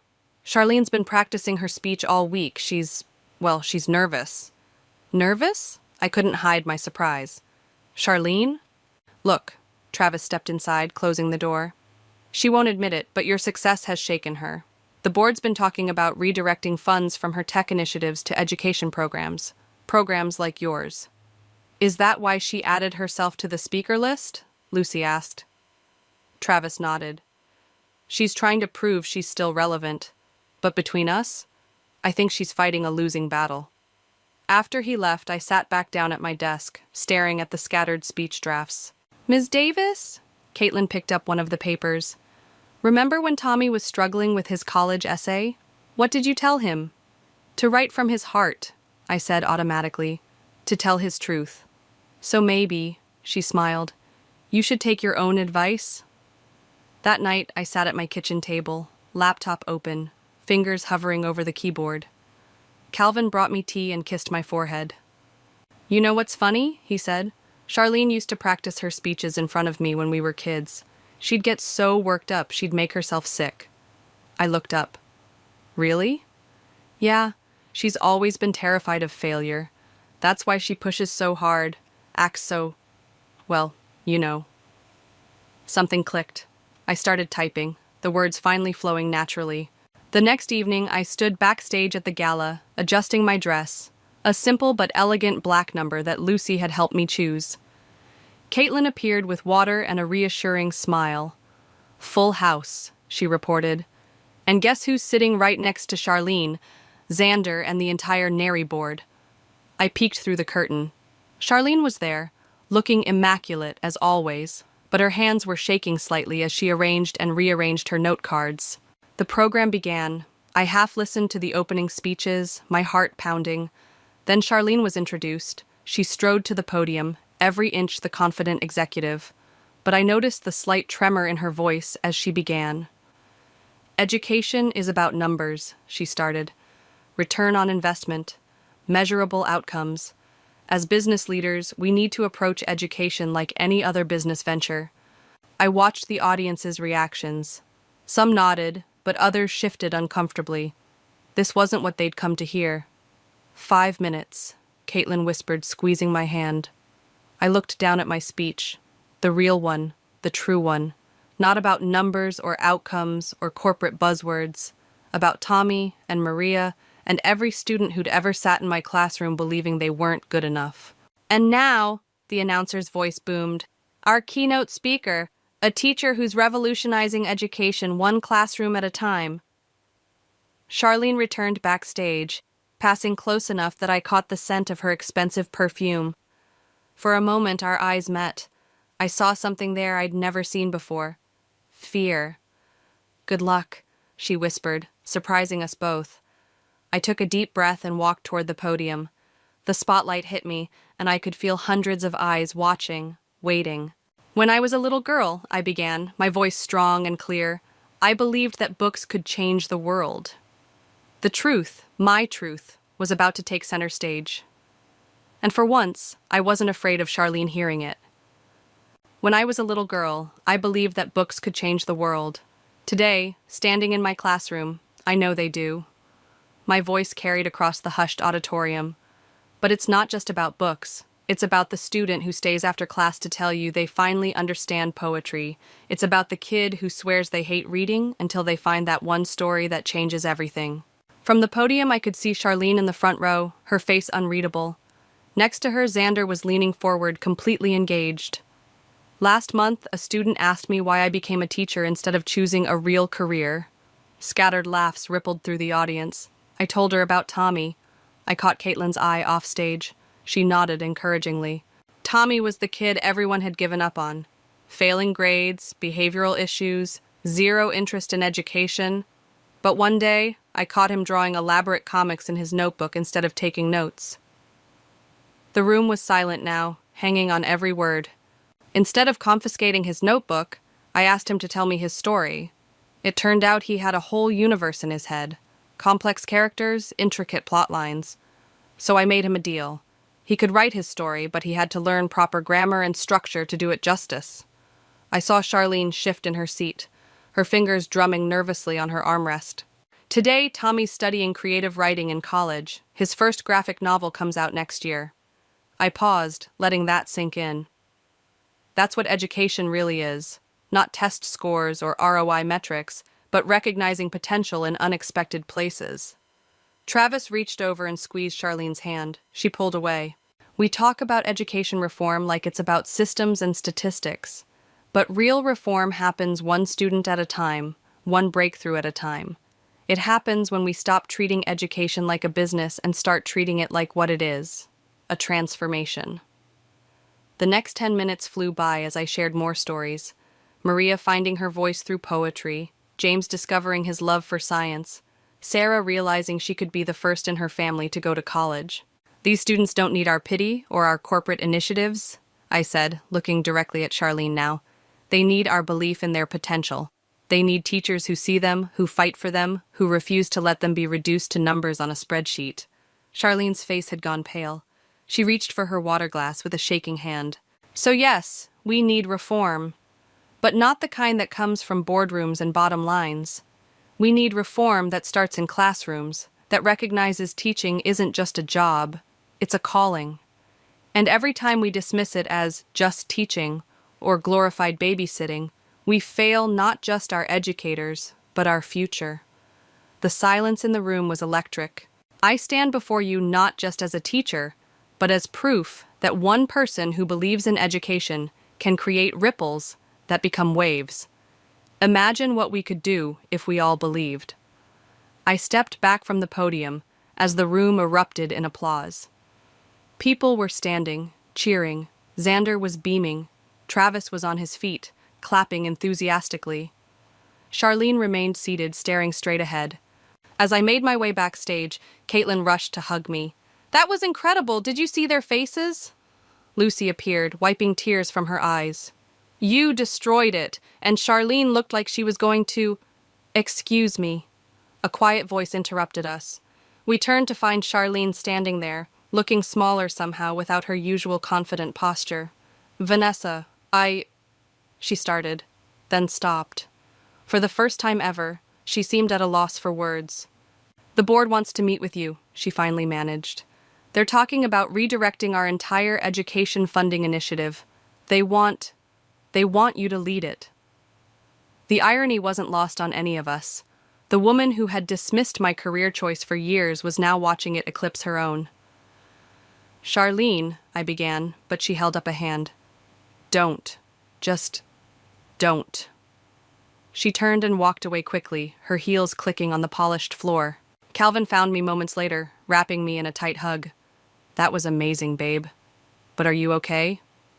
I watched Charlene's retreating figure, remembering Travis's words about her fear of failure. I think I finally understand something about your sister.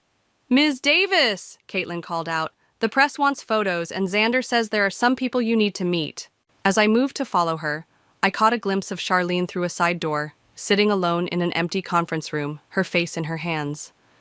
The victory I'd imagined feeling suddenly tasted different. This wasn't the end I'd expected. But then again, maybe it wasn't the end at all. Coming, I called to Caitlin, straightening my shoulders. Whatever happened next, I knew one thing for certain. I'd found my voice, and I wasn't going to stop using it. The board wants to move forward immediately, Xander announced, sliding a thick folder across the conference table. Full funding, complete autonomy, and you'll be heading the entire education initiative. I glanced at the salary figure and nearly choked on my coffee. It was more money than I'd make in 5 years of teaching. And Charlene? I asked, trying to keep my voice neutral. Reassigned to tech development, Xander replied. She's not taking it well. It had been 3 days since the gala, and I hadn't heard a word from my sister-in-law.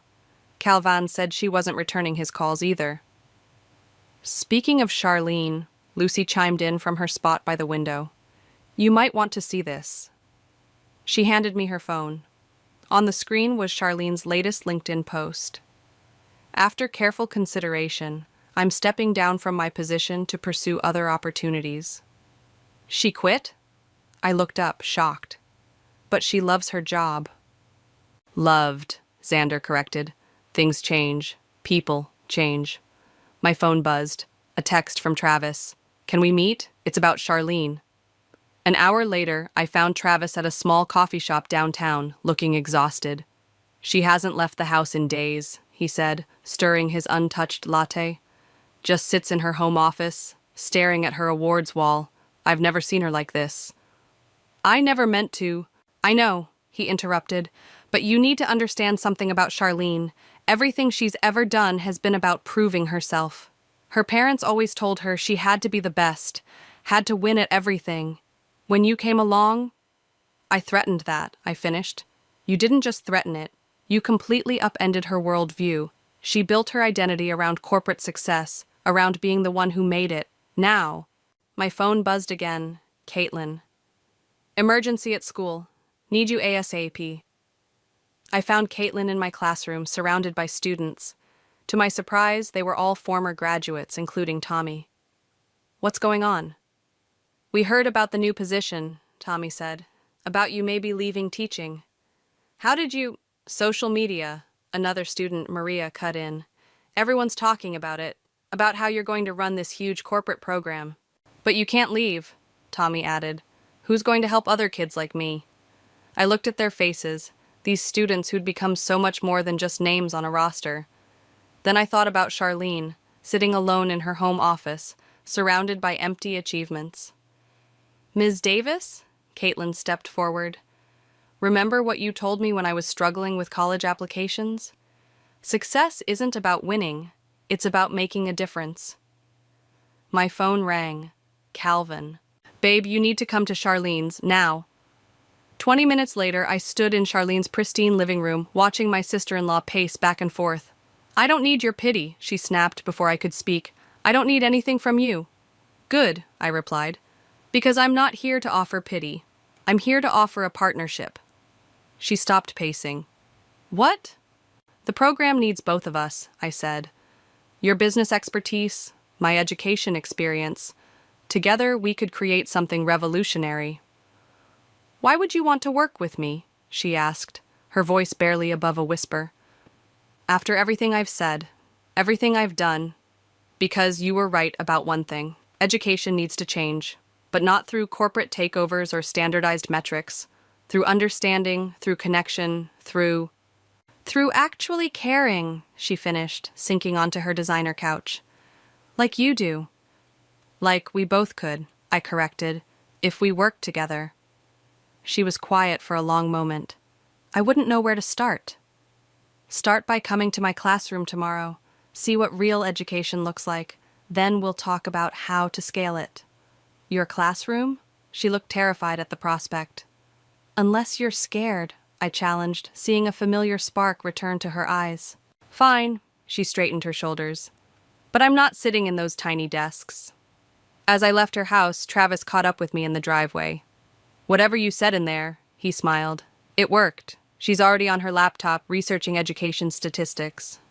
My phone buzzed one last time. Xander. Board meeting tomorrow. Need your decision on the position. I looked back at Charlene's house, then typed my response. I'll take it with conditions. First, I keep teaching.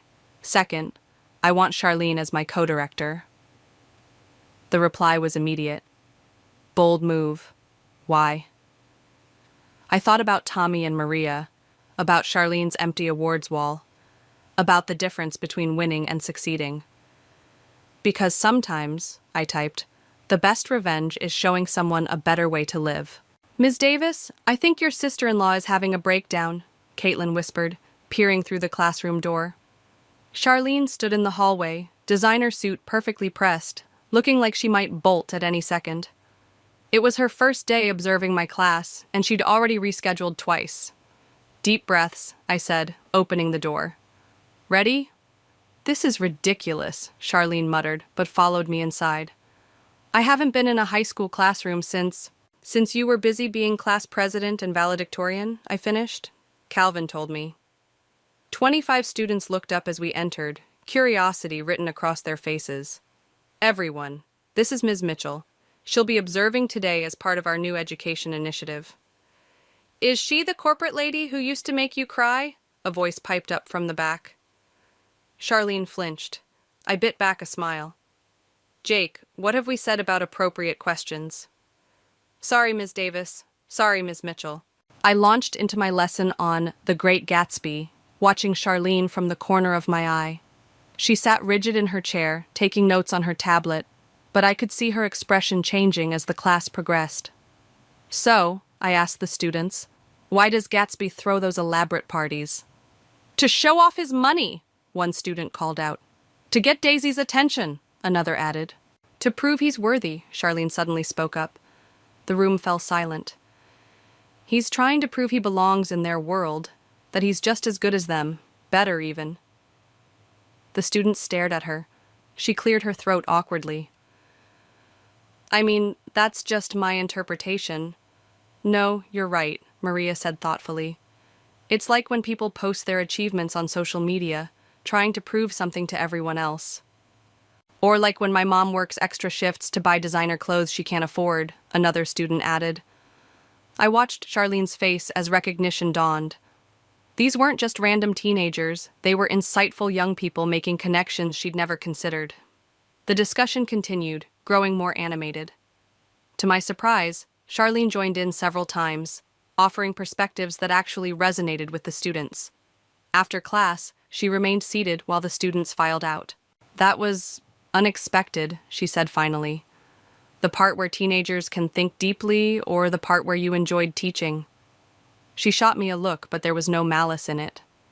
Both, I suppose. She stood up, smoothing her skirt. I need to show you something. 20 minutes later, we sat in her home office. She pulled up a presentation on her laptop. I've been working on this since our talk, she said. A complete restructuring of the education initiative. Less focus on metrics, more on actual student engagement. See these numbers? I leaned in, surprised by the depth of her research. She'd analyzed everything from student participation rates to long-term career success correlations. This could work, I said slowly. But we'd need to keep it grounded in real classroom experience, she finished. I know, that's why... She hesitated. That's why I want to teach one class. I nearly fell out of my chair. You what? Just one, maybe a business elective or something. I need to understand this from the inside. Before I could respond, Calvin burst in. There you are. Have you seen the news? He held up his phone. The headline read, Corporate Executive Trades Boardroom for Classroom, a new model for education reform. How did they... Charlene started. One of the students must have posted about you being in class, I realized. Social media... This is perfect, Calvin exclaimed. The board will love it. Real commitment to understanding education from the ground up. Charlene looked pale. But I haven't actually agreed to... Yes, you have, I interrupted. I saw your face in that classroom today. You felt it, didn't you? The moment when everything clicks for a student? When they make connections you never expected? She was quiet for a long moment. I forgot, she finally said. Forgot what? What it feels like to learn something new, to be excited about understanding. She turned to her laptop, closing the presentation. I've spent so long trying to prove I'm the best, I forgot what it feels like to just... grow. Well, I smiled. Lucky for you, I know a great teacher who can help with that. Very funny, she rolled her eyes, but she was smiling too. But if we're doing this, we're doing it right. I want to understand everything. Curriculum development, student assessment, classroom management. Careful, I warned. You might actually end up loving it. Maybe, she admitted. But if anyone at my country club asks, I'm conducting intensive field research. As we left her office, I caught sight of her awards wall. Something was different. You took down your CEO of the Year plaque, I noticed. Replaced it with something better, she said quietly. In its place hung a simple thank you card from my class, signed by all the students. Sometimes I realized the biggest victories come not from defeating your enemies, but from turning them into allies. And now, please welcome back to the stage our co-directors of the National Education Innovation Program. The applause thundered through the auditorium as Charlene and I walked onto the stage together. This time, neither of us was trying to outshine the other. Last time I stood here, Charlene began, I talked about ROI and performance metrics. I was wrong. She paused, looking out at the packed audience. My sister-in-law taught me that real education isn't about numbers. It's about transformation, and not just for the students. I stepped forward. When we launched this program, people said it couldn't work. A teacher and a corporate executive, oil and water. Scattered laughter rippled through the crowd. But that's exactly why it did work. Because real change happens when we stop competing and start collaborating. Speaking of collaboration, Charlene smiled, we have a surprise guest. Tommy? Tommy walked onto the stage, holding his published graphic novel. The audience burst into applause. His story had become somewhat legendary in education circles. This book, he held it up, exists because Ms. Davis saw potential where everyone else saw a problem student. And now, thanks to the program she and Ms. Mitchell created, thousands of other students are finding their own paths. From the front row, Lucy wiped away tears while Caitlin, now our program director, beamed proudly. But we're not here to talk about past successes, I continued. We're here to announce the next phase. Charlene stepped forward. Starting next semester, I'm leaving the corporate world entirely. Gasps echoed through the hall. I'll be teaching full-time while continuing to co-direct this program. Because you can't transform education from the outside. You have to be in the trenches. The audience erupted. In the front row, Travis was grinning ear to ear. Next to him, Calvin looked like he might burst with pride. My sister-in-law used to mock my career choice, I said, turning to Charlene. Now she steals my lesson plans. Only because yours needs serious updating, she shot back, making the audience laugh. Who still teaches Shakespeare without digital integration? Says the woman who had to ask what TikTok was last week. Our playful banter wasn't just for show, it was who we'd become. Somewhere between classroom observations and late-night curriculum planning sessions, we'd found not just respect, but genuine friendship. After the presentation, we gathered in my classroom, the same room where this journey had started. Lucy had arranged a small celebration, complete with cheap wine and paper cups. Remember when you used to hide in here crying after family dinners? Lucy asked, passing me a cup. Now she hides in here planning lessons, Calvin laughed, wrapping an arm around my waist. I do not hide, Charlene protested, walking in with Travis. I strategically retreat to optimize lesson effectiveness. Still can't talk like a normal person, Travis teased, earning a playful swat from his wife. Caitlin arrived with Tommy and Maria, now both working for our program while pursuing their degrees. Ms. Davis, Tommy said, remember when you caught me drawing comics in class? Remember when you said you'd never read Shakespeare? I countered. Now look at him, Maria grinned, teaching creative writing to middle schoolers. Speaking of teaching, Charlene cut in, I need help with my first solo lesson plan. These teenagers are terrifying. Not so easy, is it? I smirked. What happened to teaching is just glorified babysitting? I was an idiot, she admitted freely, but at least I'm a teachable idiot. The best kind, Travis kissed her cheek. Looking around the room at these people who'd become so much more than colleagues or even family, I felt something settle into place. This wasn't the revenge I'd originally wanted. It was better. Hey, Charlene touched my arm. Thank you for not giving up on me, even when I deserved it. That's what teachers do, I smiled. We see potential, even when it's hiding behind designer suits and corporate jargon. And sometimes, she added softly, we learn more than we teach.